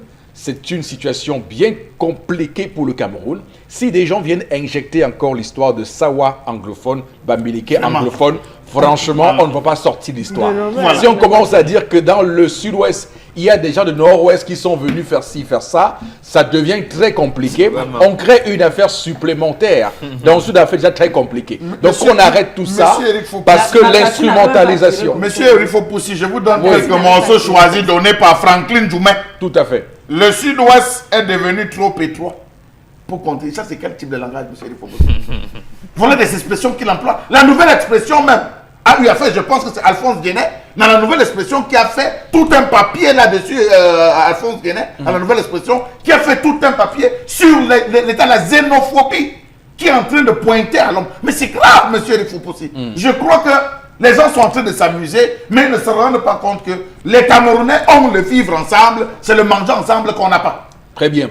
Donc vraiment, on appelle les Camerounais, où qu'ils soient sur nos 47 millions d'hectares qui constituent la surface du Cameroun, de se battre et de ne pas laisser entrer ce discours qui veut que lorsque vous ayez un milliardaire, lorsque vous ayez des villas dans vos villages, que vous vous en vantiez. Non, vous devez vous vanter lorsque vous avez vous-même chez vous de l'eau et que votre voisin ait de l'eau et que le voisin de votre voisin ait de l'eau et que tout le monde ait de l'eau. C'est là où on se vante. On ne se vante pas lorsque qu'on a il un y a des milliardaire. villas dans des brousses où il n'y a pas de route même d'accès. C'est quelle histoire dans ce pays où les gens se gargarisent de que non, telle personne est de mon village, mais qu'est-ce que vous gagnez qui Et faut les gens de discutent votre village?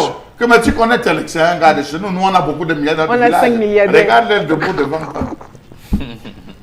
Flora, allez-y. Il y a d'autres messages. Alors, il y a Charlie Biacob qui dit il y a quand même, allez voir partout au Cameroun, toutes les tribus sont intégrées.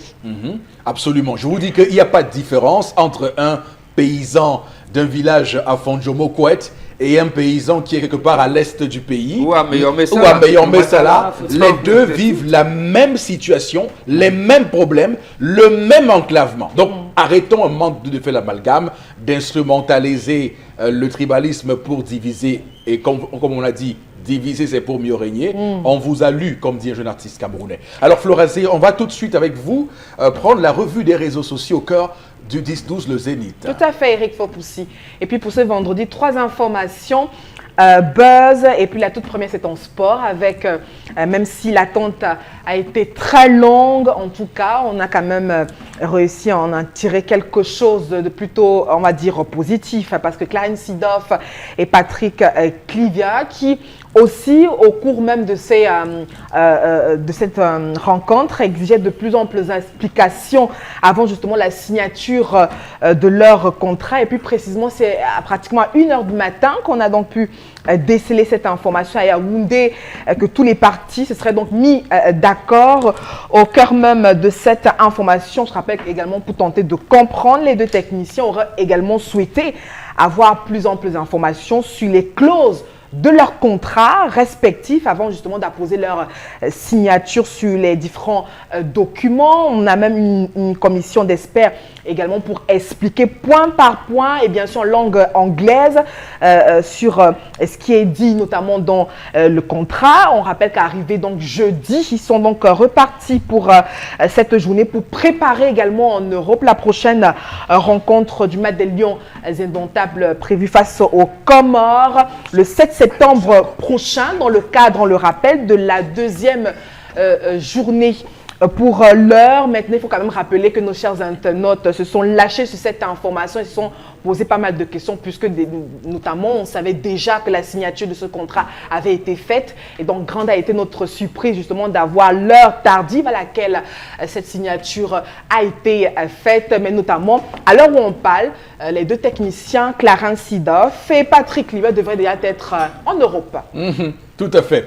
Alors, Chalamel, est-ce que ça vous surprend l'amateurisme avec lequel cette histoire a été gérée, puisqu'on voit très bien que l'annonce tapageuse et pompeuse qui a été faite, qui a précédé l'arrivée de ces deux Néerlandais au Cameroun n'était qu'un pur pompé dégonflé. Et on se rend compte qu'ils ont passé le temps à négocier hier encore, puisque selon nos informations, les deux étaient à l'hôtel jusqu'à 1h30. Imaginez-vous quand Joseph-Antoine Bell ait fait ça, on l'aurait qualifié d'antipatriote, on l'aurait qualifié de tous les noms d'oiseaux dans ce pays.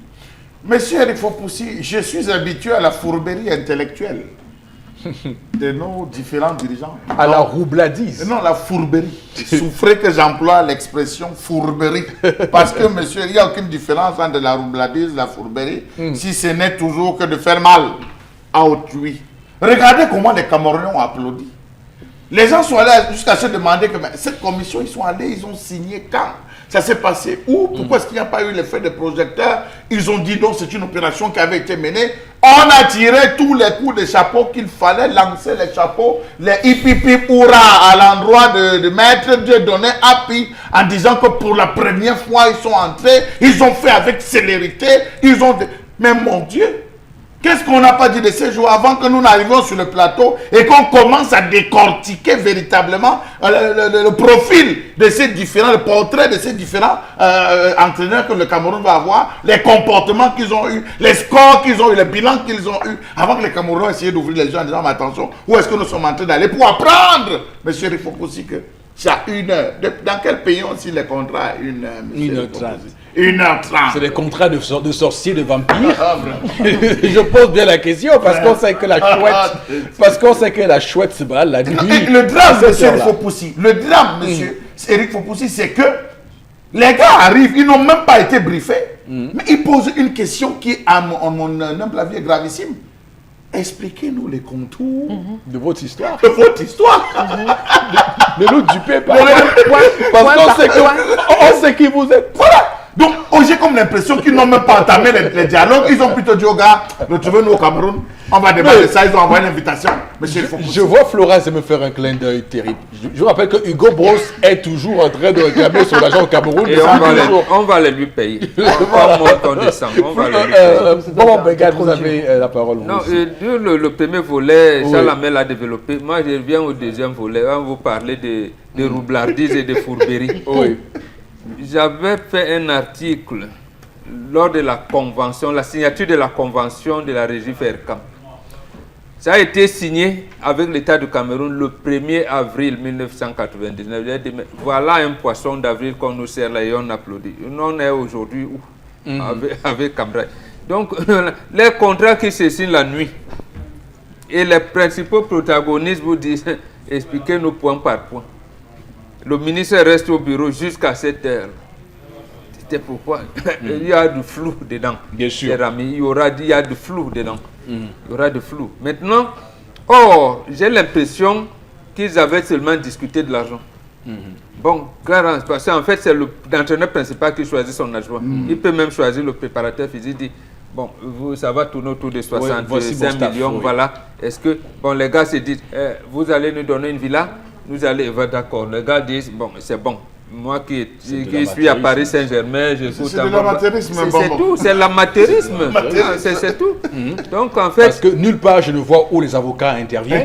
Voilà, c'est terrible.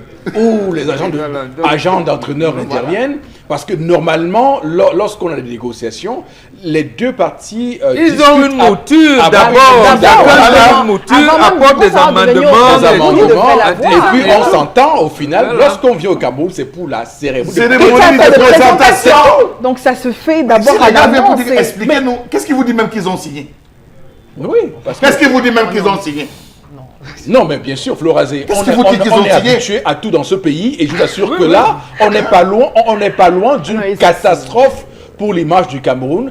Parce que dire, et ça c'est en mondovision, demander aux gens de vous expliquer point par point les termes d'un contrat, c'est vous dire qu'il n'y a pas de confiance. C'est vous dire que depuis le début, et sans que vous dites un truc, vous faites le contraire. Bon, on pose aussi la problématique dans un contrat au moins fait sous 2 exemplaires dans en français. Non, mais ils ont exigé que ça soit expliqué en anglais. Point par point. Point par point en anglais. Oui. Alors, tendance sur cette signature tardive, une signature de Schwartz, de Hibou, à 1h30. Justement, ou de Mouette. Donc ils ont signé jusqu'à garantie. Ils ont signé jusqu'à garantie. Mais ils sont rentrés. À tout temps, on peut faire la signer. On peut signer même à 3 h du matin. Alors là, le cerveau est calme. Oui, mais il y a beaucoup de hibou. Il y a beaucoup de hibou. Non, alors là, le cerveau est bien calme. On n'a pas besoin de bouhaha, on n'a pas besoin des avocats. Donc on signe étant concentré. Et on signe étant lucide. Si on avait signé à 19 h, les gars devaient signer mais étant sous. On vous connaît, comme vous aimez boire au Cameroun, comme quoi. Moi, j'embrasse ça, c'est bon. Mais il n'avait pas sommeil. Non, même pas ça. Non, tu sais que c'est dans la nuit même qu'on réfléchit. Non, sincèrement, il y avait c'est dans la nuit qu'on réfléchit. Il pouvait reporter ça le matin à 10h et signer le contrat. Voilà. Quelle intelligence, mon bon. Je suis derrière vous. C'était même mieux que vous signiez à 3 h du matin. Ça là qu'on a besoin de réfléchir. 20h19, il y a tous les bruits. Vous avez tout le bruit. Mieux, il faut signer à tête reposée. Oui. Qu'on a tout oublié. D'accord. Au téléphone, très bien. C'est bon comme ça. C'est bon. Alors, Florazé, l'autre information. Eric Foposi, on s'intéresse ce matin, et comme toi et Michel Lamé s'est interrogé sur justement cette histoire de fake news et qu'il y a déjà quelques jours, Facebook qui s'appuie même sur la lutte au Cameroun, qui s'appuie également sur la lutte contre les fake news et puis avec pour objectif surtout le bon déroulement de l'élection présidentielle prochaine. Et puis il y a que mercredi même, le porte-parole du gouvernement l'a indiqué, et puis justement d'accompagner le Cameroun dans l'identification et la suppression des fake news. Comment va-t-on s'y prendre, surtout au cours de cette période électorale? Autant de questions que se posent nos chers internautes.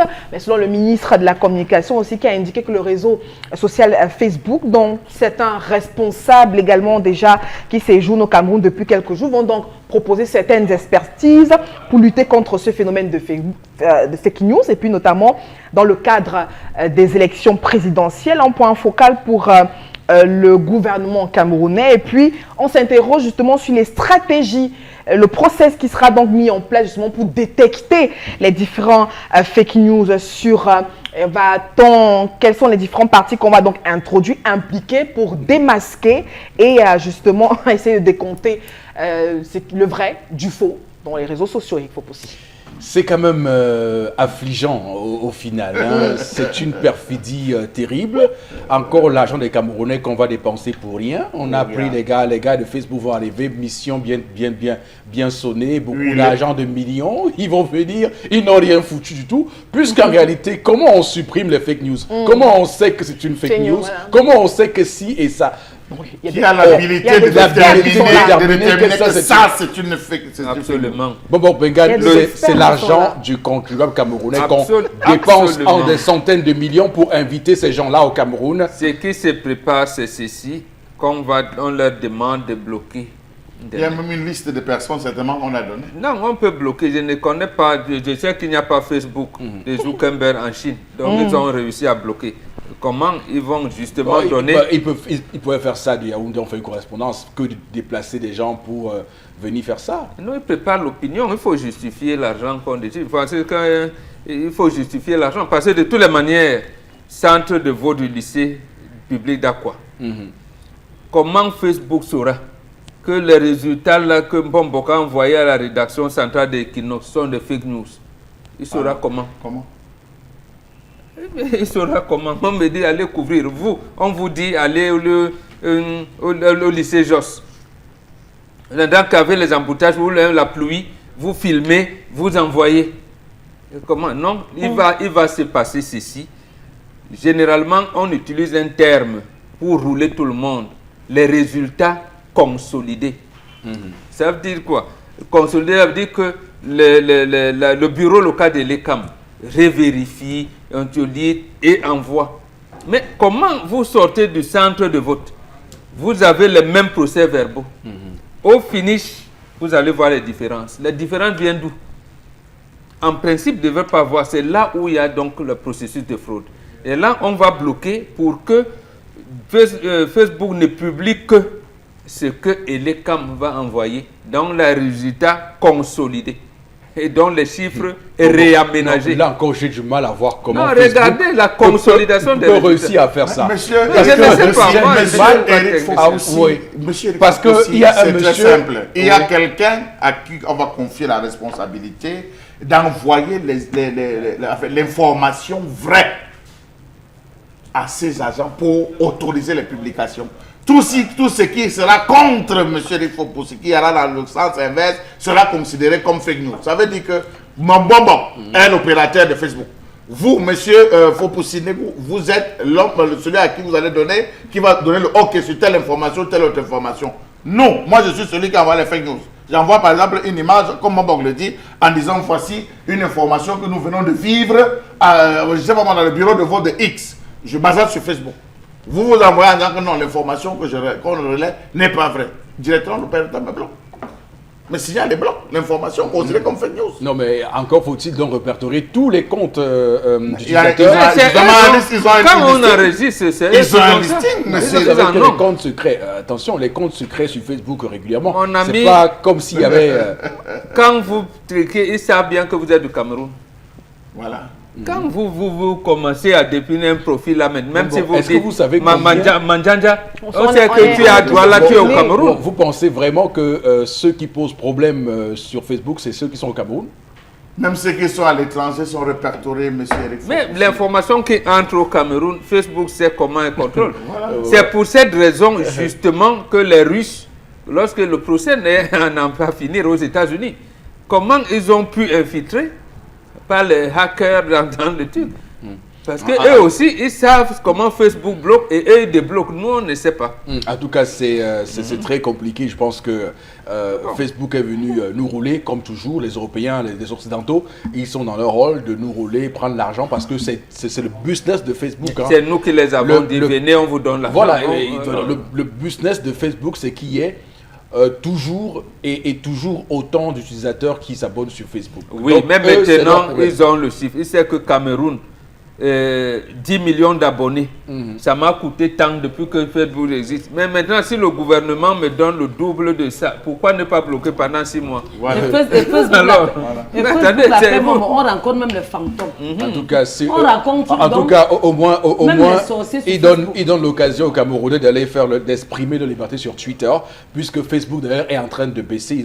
Facebook a chuté en bourse tout récemment, souvenez-vous.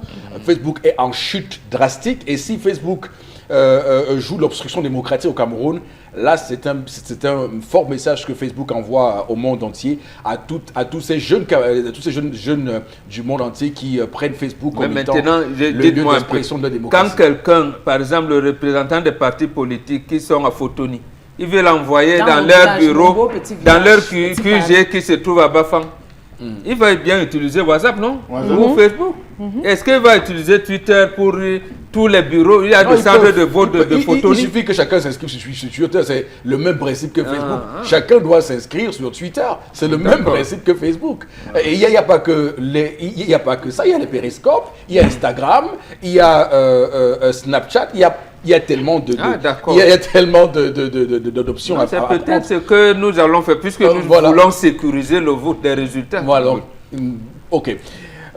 Charles Hamel a parlé, Tendance n'a pas parlé. Non, moi je ne parle plus. Depuis, je veux parler. Tu ne fais que me couper. Je veux même parler de Facebook. Tu veux tout me couper. Facebook a fait quoi? La voyageuse. Non, maman, pardon, parle. OK, la troisième information, Florazé. On va aller rapidement. Oui, la troisième information, mais au cœur justement de la politique, les jeunes. Comment les rassembler encore plus massivement autour de la question politique au Cameroun. Et on s'interroge également sur la toile, justement au sujet des critères du bon président, parce qu'on les a déjà, la liste elle est officielle, les 9 représentants en tout cas à l'élection présidentielle, vers qui justement les jeunes vont donc pencher leur vote, comment vont-ils accompagner justement ce vote. On s'interroge également sur la toile, comment justement ces candidats vont focaliser l'attention sur eux, en justement parlant de la réaction même des jeunes. Mais il faut quand même que les réactions des jeunes sont un peu mitigées sur la toile. Certains estiment que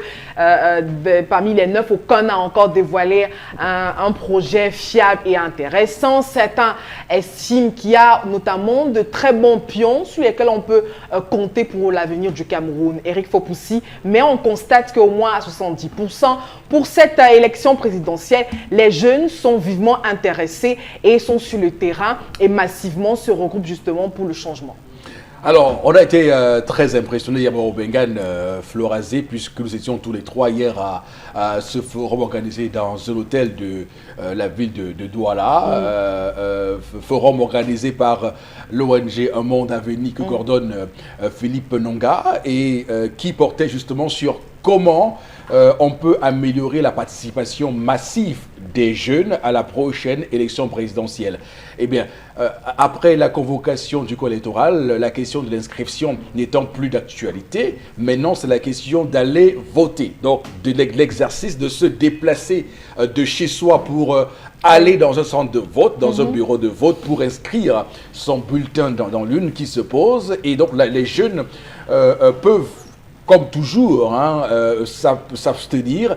Et donc, la question du taux d'abstention chez les jeunes doit également être bien scrutée pour ce scrutin de ce 7 octobre 2018. Alors, Boro Bengan, les jeunes, hier, ont essayé de dresser le portrait du candidat idéal. C'était pas quand même osé tout ça? Oui, c'est osé, mais je pense que c'est ça l'orientation normale d'un jeune. Oui. Lorsqu'un enfant naît, il grandit, il observe ses parents, qui lui donnent des perspectives, qui lui présentent, il lui dit non, ne fais pas ci, je pense que ici. Donc, maintenant, lorsque vous n'avez donc pas de parents, ça aboutit dans ce que nous appelons les enfants de la rue. La rue a accouché quand? La rue n'accouche pas les enfants, ce sont bien nos enfants. Et à ce moment, les enfants commencent à s'interroger. Est-ce que papa m'aime? Que fait même papa? Qu'est-ce qu'il pense? Donc, c'est cette interrogation-là, et moi j'apprécie cette initiative, qui veut dire, mais voilà certains parents, certains aînés qui veulent diriger le pays. Mais qui sont-ils? Nous voulons les parents qui soient à l'écoute, nous avons les problèmes d'emploi, nous n'allons pas à l'école, nous ne pouvons pas nous soigner, nous ne pouvons pas. Mais que nous proposent nos parents? Ils définissent. Nous voulons un parent qui sache que nous aujourd'hui c'est le start-up. Comment il va réagir? Nous voulons. Voilà un peu de comment moi j'apprécie cette initiative et je pense qu'ils ont bien fait de préciser ça de cette manière-là. Parce que même nous, la Grande Royale disait, tout change et nous devons vivre avec notre temps. Donc nous sommes là, occupons les jeunes. Vous ne pouvez pas dire que vous avez une population de 75% de jeunes et vous êtes dans l'arrière-plan, c'est vous qui commencer à réfléchir à leur place. Non, ce n'est pas possible. Alors, bon, ce qui nous a frappé hier, c'est l'engouement avec lequel les jeunes ont réclamé à tous les candidats et représentants, donc les 9 qui étaient là dans la salle d'hier, du moins les 8 de l'opposition, de se faire une coalition pour susciter davantage d'engouement, de passion auprès des jeunes pour cette élection. Oui, j'ai eu l'impression que les jeunes ont déjà procédé par élimination. C'est-à-dire que celui qui les a mis dans cette situation de paupérisation l'ont éliminé. Ils veulent donc voir plus clair avec les 8 autres. On dit, venez, dites-nous comment vous allez faire. Évidemment, donc c'est pour ça. Dans ce que l'autre, on sait déjà. Bon, vous dites élimination, je pense que depuis quelques jours aussi... Non, puisqu'on aurait pu l'appeler. Je sens bien que Gaga Amanadji est lui aussi éliminé. Hein, parce que j'ai vu de nombreux messages hier encore qui disaient que le candidat de l'ADD avait tenu des propos vexatoires pour un candidat qui veut, qui plus est, gouverner ce pays, des propos qui n'étaient pas à son image, qui n'étaient pas à la hauteur. Justement, d'ailleurs, il avait insulté, disons, le mot le 20 mai. Lorsque le MSC et le SDF avaient défilé avec un comportement de tout ça. Barbare. Mais il faut aussi dire une chose que les autres ne comprennent pas. Parce que moi, avec ma stature de Mbambok, je dois dire 2004. Lorsque la coalition nationale pour la reconstruction et la réconciliation du Cameroun... en 2004, CN2R avait voté Ndamjoya comme leur candidat. C'est M. Garga Amanadji qui avait été choisi comme directeur de campagne. Le premier voyage de Mme Ndamjoya à l'extrême nord, il a été lâché par Garga Aman. Dès qu'il arrive là-bas, le directeur de campagne, lui, il était introuvable. Donc ça aussi, il faut le voir. D'accord. Alors, il faut également dire que les questions que les jeunes se posent, d'ailleurs, c'est la question précise de l'emploi. Beaucoup de jeunes veulent savoir ce que les candidats, les 9 candidats en lice prévoient pour l'emploi, pour régler le chômage endémique au Cameroun. Absolument. Alors, on voit bien, on a bien vu le malaise que certains candidats ont aujourd'hui à mettre en avant leur programme en direction de la jeunesse. Mais pour regarder, est-ce que les jeunes ont intérêt à focaliser leur attention sur la question de précise du programme des candidats sur l'emploi, mais également de leur âge? Est-ce qu'il n'est pas question pour les jeunes aussi davantage de prendre en considération les questions globales, les enjeux globaux du pays? Oui, vous avez raison. Je veux dire, pour eux, d'abord, cette initiative n'est pas mauvaise, mais je voudrais que les jeunes eux-mêmes ne restent pas là en attendant un ange ou bien un saint qui sortira venir les sortir de la situation. C'est vrai, tout le monde ne peut pas être président de la République. Il y en a qui ont dit, moi je vais être, ils doivent l'interroger. Mais les jeunes, ils ne doivent pas être des spectateurs. Moi je leur dis ça. Moumnier devient vice-président de l'UPC à 25 ans. Il prend les rênes, président de l'UPC en 52, il avait 27 ans. Wandje Ernest avait 24 ans. King et Abel avaient 24 ans. Osende Afana avait 20 ans. Voilà, effectivement. Osende Afana, premier docteur en économie en Afrique noire francophone, il est mort à 36 ans. Il avait commencé à militer étant à l'université de Toulouse. Lorsque Oumniobé meurt, il a 45 ans. Mais on a l'impression qu'il avait tout fait. Moumnier meurt à 35 ans. On a l'impression que c'est un vieux papa. Non, Ngossoding est mort à 32 ans. Donc le secrétaire de Douala Mangabel. Donc lorsqu'un jeune a 30 ans, mais j'ai dit qu'il est déjà vieux, puisque a commencé, les Moumniers ont commencé chacun à 20 ans. À 20 ans, il militait. Il faut militer, vous n'êtes pas obligé d'appartenir à un parti politique, mais l'engagement citoyen. Et c'est pour ça qu'on revient à ce qu'on disait tout à l'heure sur le tribalisme. Lorsque vous allez à l'université, et quand on interdise les activités de l'ELADEC, l'Association pour la défense des droits des étudiants, mais on vous privilégie plutôt dans les associations du village. Les associations des élèves et étudiants du Grand Ouest, association des élèves et étudiants Bassam Pobati, l'association des élèves du Grand Bam. Et vous adhérez à ces associations, ça veut dire qu'en fait, vous êtes en train de cultiver le tribalisme, vous n'êtes pas en train de voir le Cameroun. Adhérez à la DEC. Oui. D'abord, et les éléments, les idéaux développés par la DEC, vous les rapportez donc dans votre association. Et c'est pour ça que je condamne même le Ngondo, le Ngwon et tout, qui sont devenus des associations culturelles traditionnelles. Et là, encadrées par les militants du RDPC. Donc il n'y a même plus rien de culture. Nous qui voulons donner l'initiation, donner des parts de culture dans nos trucs, non, on est un peu mis de côté. Donc je pense que les jeunes doivent s'engager dans une dynamique en disant, à 45 ans, je dois être ministre. je dois être élu conseiller municipal à 25 ans ou plus. Puisque 23 ans, c'est l'âge pour être député. Je dois être député. Ouais. Et là, ils vont même militer pour les candidats indépendants. Parce que peut-être il y en a qui ne veulent pas avoir la coloration d'un parti politique. D'accord. Bon, tout cela doit passer par l'introduction de ces différentes notions dans les programmes scolaires. C'est vrai aussi. La base. Il faut qu'on Attends, vous commence avez à... l'éducation à la citoyenneté à l'école. Moi, je ne connais pas l'école. Laissez-moi rire, Bobo, c'est vide. L'instruction civique est Pour employer l'expression de Deuxième Eric guerre Foucault, mondiale et c'est d'une vacuité affligeante. C'est les mots qu'il a employés lui-même tout à l'heure. Donc vraiment, ces histoires, C'est un terme du français. Non, j'ai déjà employé parce que vous les avez employés aujourd'hui sur le plateau. C'est d'une vacuité. Il n'y a rien. Il faut véritablement qu'on mette du contenu. Du contenu dans les programmes. Qu'on connaisse même qui est d'abord Oumniobé, qu'on connaisse déjà qui est Martin Paul Samba, qu'on connaisse déjà qui est Rudolf Douala. Si on connaît ça, bon, je suis sûr que beaucoup d'autres choses vont se construire. Ouais, mais les jeunes aujourd'hui, vous le savez, on va chercher à avoir le numéro de Bonbon. Il faut discuter avec Bonbon parce qu'on veut se cultiver. Non, ça devrait commencer par l'école. Et ils font tout pour effacer cela. Merci beaucoup Florazé pour cette revue des réseaux sociaux ce vendredi. Sur Equinox Télévision. Madame, Messieurs, l'émission va se poursuivre avec tout de suite interpellation. Nous allons d'abord reprendre le contenu de l'élément tourné par Cédric Chouna et on revient pour les commentaires en plateau.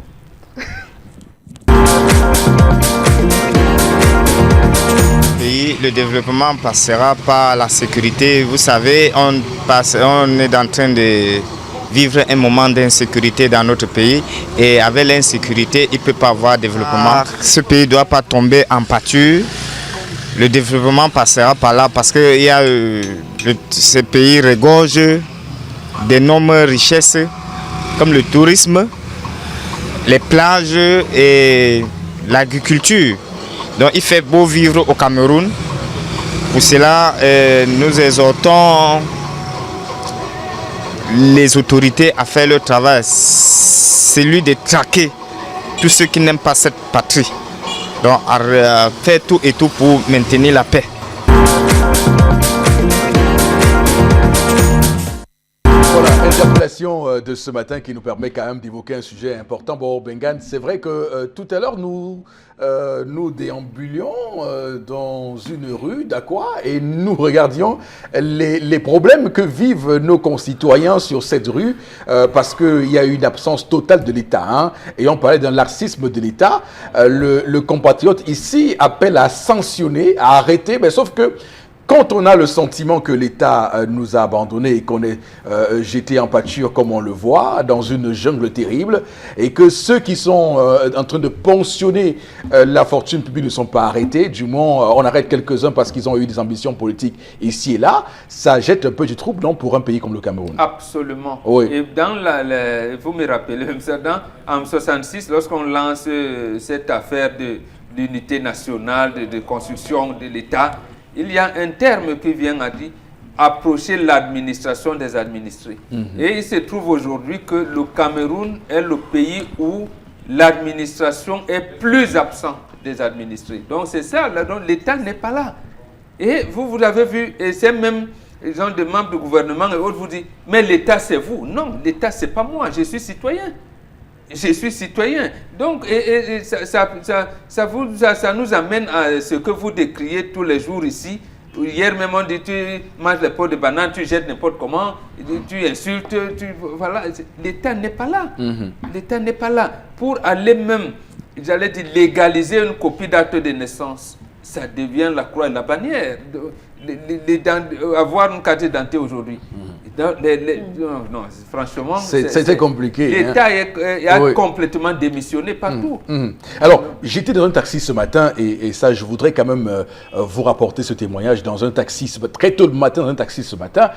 Et donc, il y a un papa qui était près de moi, un copassager, qui, au regard de la vétusté du trajet sur lequel que nous empruntions, s'était pris de nostalgie. Il a poussé un cri qui m'a marqué. Moi, il me dit, ah, ce pays, on est rentré à près de 50 ans en arrière. Je dis, mais moi curieux, je dis, mais comment ça 50 ans en arrière? Il me dit, mon fils, est-ce que tu sais que il y a 30 ans dans ce pays, je prenais ce trajet par bus à 50 francs. Absolument. Par bus à 50 francs. Je dis, mais comment? Et le bus passait toutes les 15 minutes. Donc, je ne me mettais pas en route plus de 30 minutes. Il dit, mais comment? Et les routes étaient tout à fait nickel. Je dis, mais ce même pays ici, comme chez les Blancs, comme j'ai vu chez les Blancs là, le il me dit... 6 novembre 1982, oui. le jour de la prestation de serment du président Biya, nous on était à la douche municipale pour regarder comment le poisson était là. Là, la douche, ce que vous appelez douche, oui. Il y avait les carpes de tout qu'on venait jouer. Et quand je dis ça à mes enfants, ils disent, mais papa, toi aussi. D'accord. Mais je vous raconte ce que j'ai bon, il y a donc un troisième passager qui s'est écrié, parce que c'est pas fini. C'est la suite qui est quand même plus intéressante à mon sens. Qui dit, oh mais vous bavardez beaucoup de choses, si même vous verrez la même chose. Et donc, ce papa-là devient vert de colère. Il dit, mais non, mais arrêtez ce type de discours. Ne dites plus jamais ça, monsieur. C'est vous, justement, qui construisez dans l'esprit des Camerounais qu'on ne peut pas faire mieux que ce qu'il y a actuellement. Le gars, il a fini par convaincre le monsieur à question. Il dit que regardez Macron. Macron est arrivé au pouvoir, mais le jeune là, mais vous pensez qu'en France, il n'y a pas de vieux qui peuvent prendre le pouvoir? Vous pensez qu'en France, il n'y a pas ci, il n'y a pas ça? Oui. Jusque dans les années 80, c'est-à-dire première moitié des années 90, on n'occupait pas le trottoir. Oui, absolument. On n'occupait pas le trottoir comme on occupe aujourd'hui de façon anarchique. Oui. Les femmes vendaient après la rigole. Oui, tout à fait. Après la rigole, c'est-à-dire que le trottoir, après la rigole. Il y avait, à l'époque, on vendait le condré.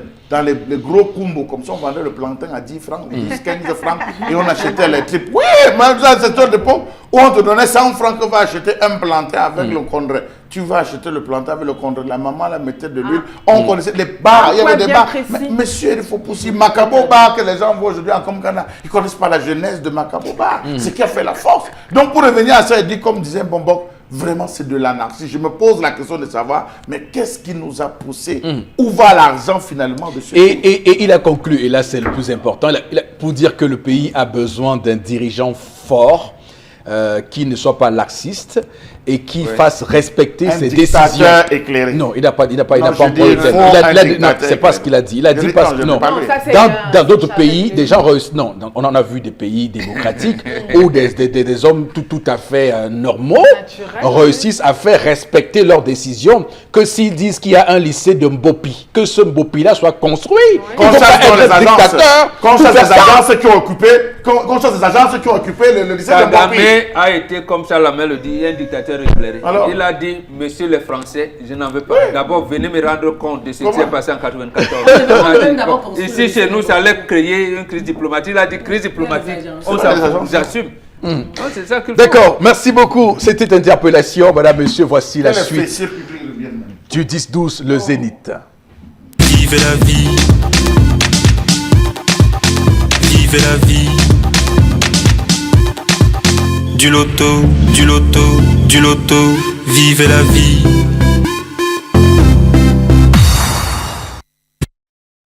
On parlait, on accueille sur le plateau Manuela Migna, la belle communicatrice, motrice de belles émotions. Bonjour et bienvenue. Bonjour Eric, bonjour à tous présents sur ce plateau, bonjour à tous les téléspectateurs de Zénith de ce matin. Alors, parlez-nous du célèbre Loto Super 4 cagnotte. A-t-il déjà fait des gagnants depuis le début de ce mois? Alors Eric, tu fais bien de le nommer de la sorte comme étant un produit célèbre parce que comme nous le savons tous, le Loto Super 4 Gagnant, c'est un produit de la compagnie Premier Bet dont les prouesses ne sont plus à démontrer. Alors pour tous les téléspectateurs qui nous regardent ce matin et qui ne savent pas ce que c'est que le Loto Super 4 Gagnant, c'est un jeu de loterie comme son nom l'indique qui consiste à tirer 4 boules dans 54, bien sûr numérotées de 1 à 54 avec la possibilité de remporter encore plus d'argent.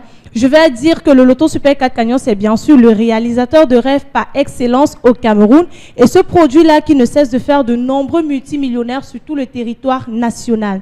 En parlant donc de multimillionnaires, la journée du 6 août 2018 a été une journée très mouvementée chez Premier Bet. Ça a été une journée marquée particulièrement par ce jeune Camerounais qui a remporté la plus grosse cagnotte qui n'a jamais existé au Loto Super 4 cagnotte. On parle comme ça de l'énormissime, de la colossale, de la fabuleuse somme de 50 800 000 francs. Et oui, je parle bien de 50 800 000 francs, quelqu'un qui l'a remporté du côté de Yaoundé. Vous pouvez un peu imaginer dans quel état là, ce heureux gagnant a pu se retrouver après avoir découvert qu'il a remporté les 50 800 000 francs. Et je suis sûre qu'actuellement, il se la coule douce quelque part en train de réfléchir aux différents projets qu'il pourrait réaliser grâce à cette magnifique somme.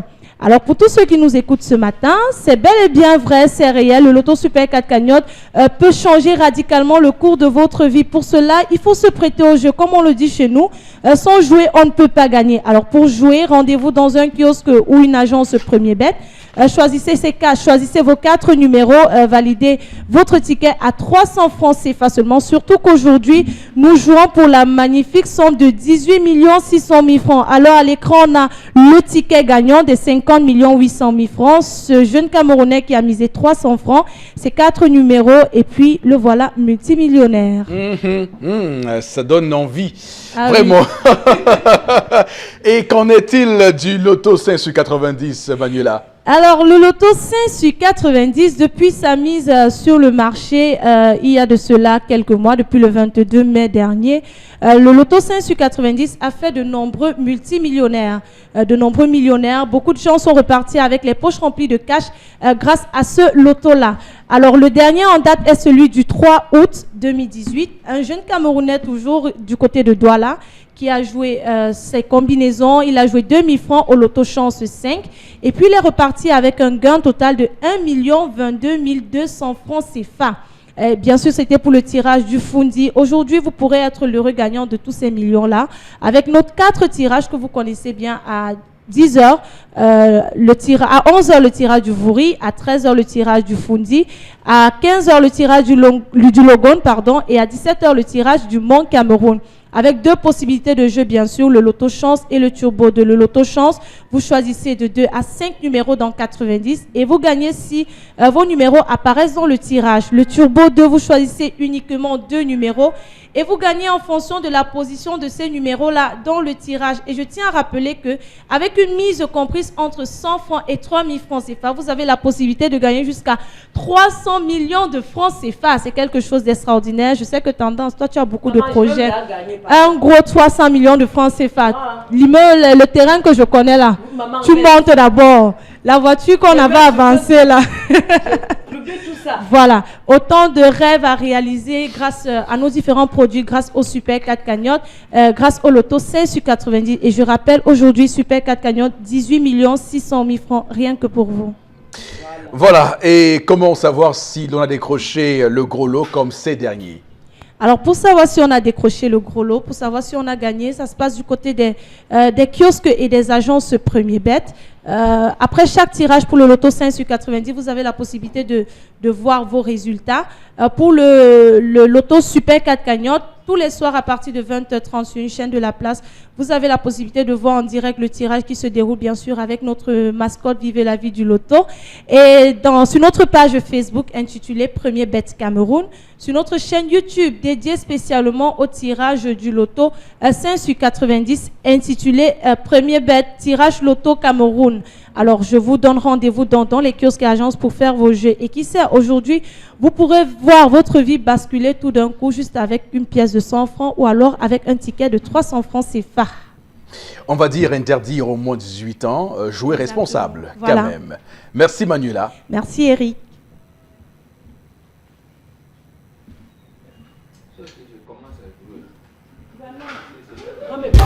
Du loto, vivez la vie.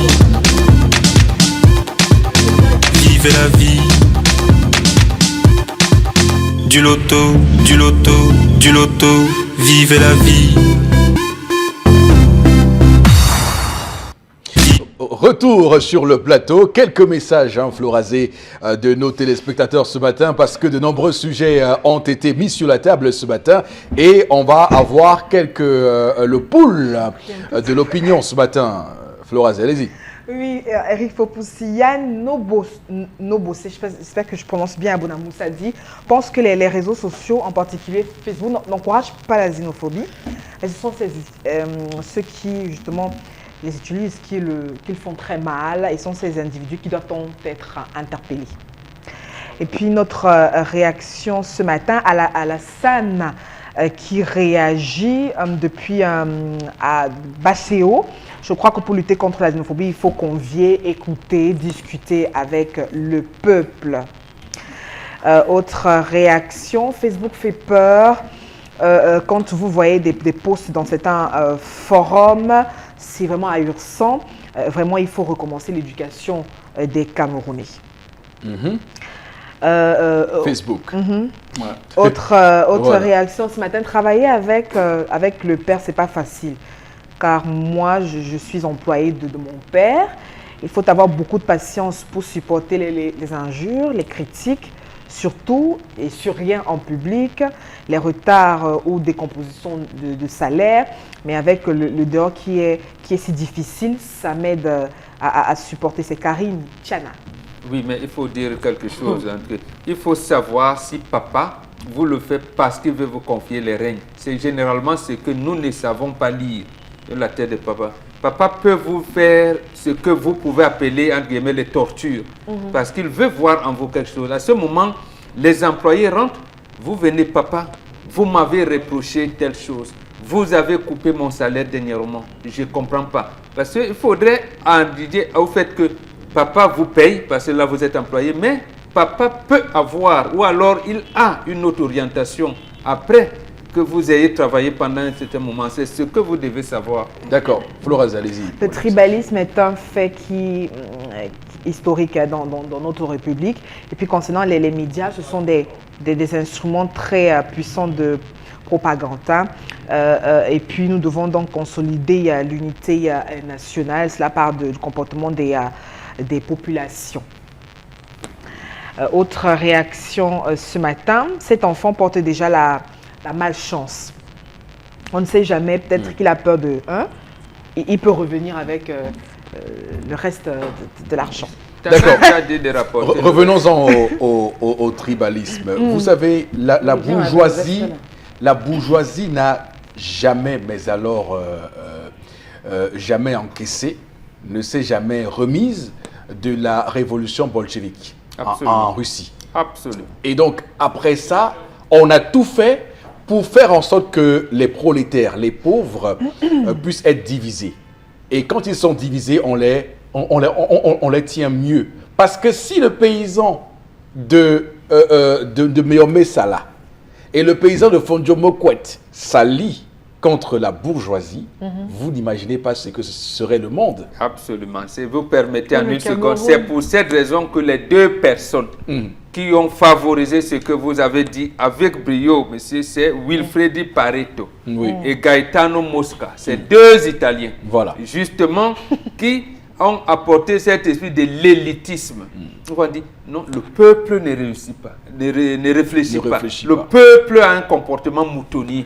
Donc, réfléchissons pour le peuple. C'est pour cette raison que quand quelqu'un est nommé, Paul Biya, plus de 25 millions, il vous aime. C'est pour ça qu'il m'a nommé ministre. Et comme vous voyez, méfiez-vous. Les gens là, les autres là, ils sont jaloux de vous. Or, quand il va quitter là, à Yaoundé, ils se retrouvent ensemble. Il va dire, comment un bêtis va dire établissement d'Onfac.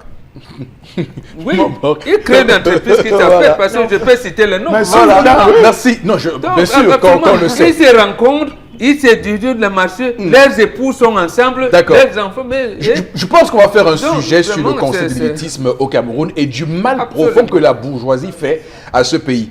Alors, sur ce, on va sortir pour se dire au revoir. On va se donner rendez-vous lundi prochain, qui sera à 10h. Passez un très bon week-end. Et merci de rester sur Equinox Télévision. Que Dieu bénisse le Cameroun.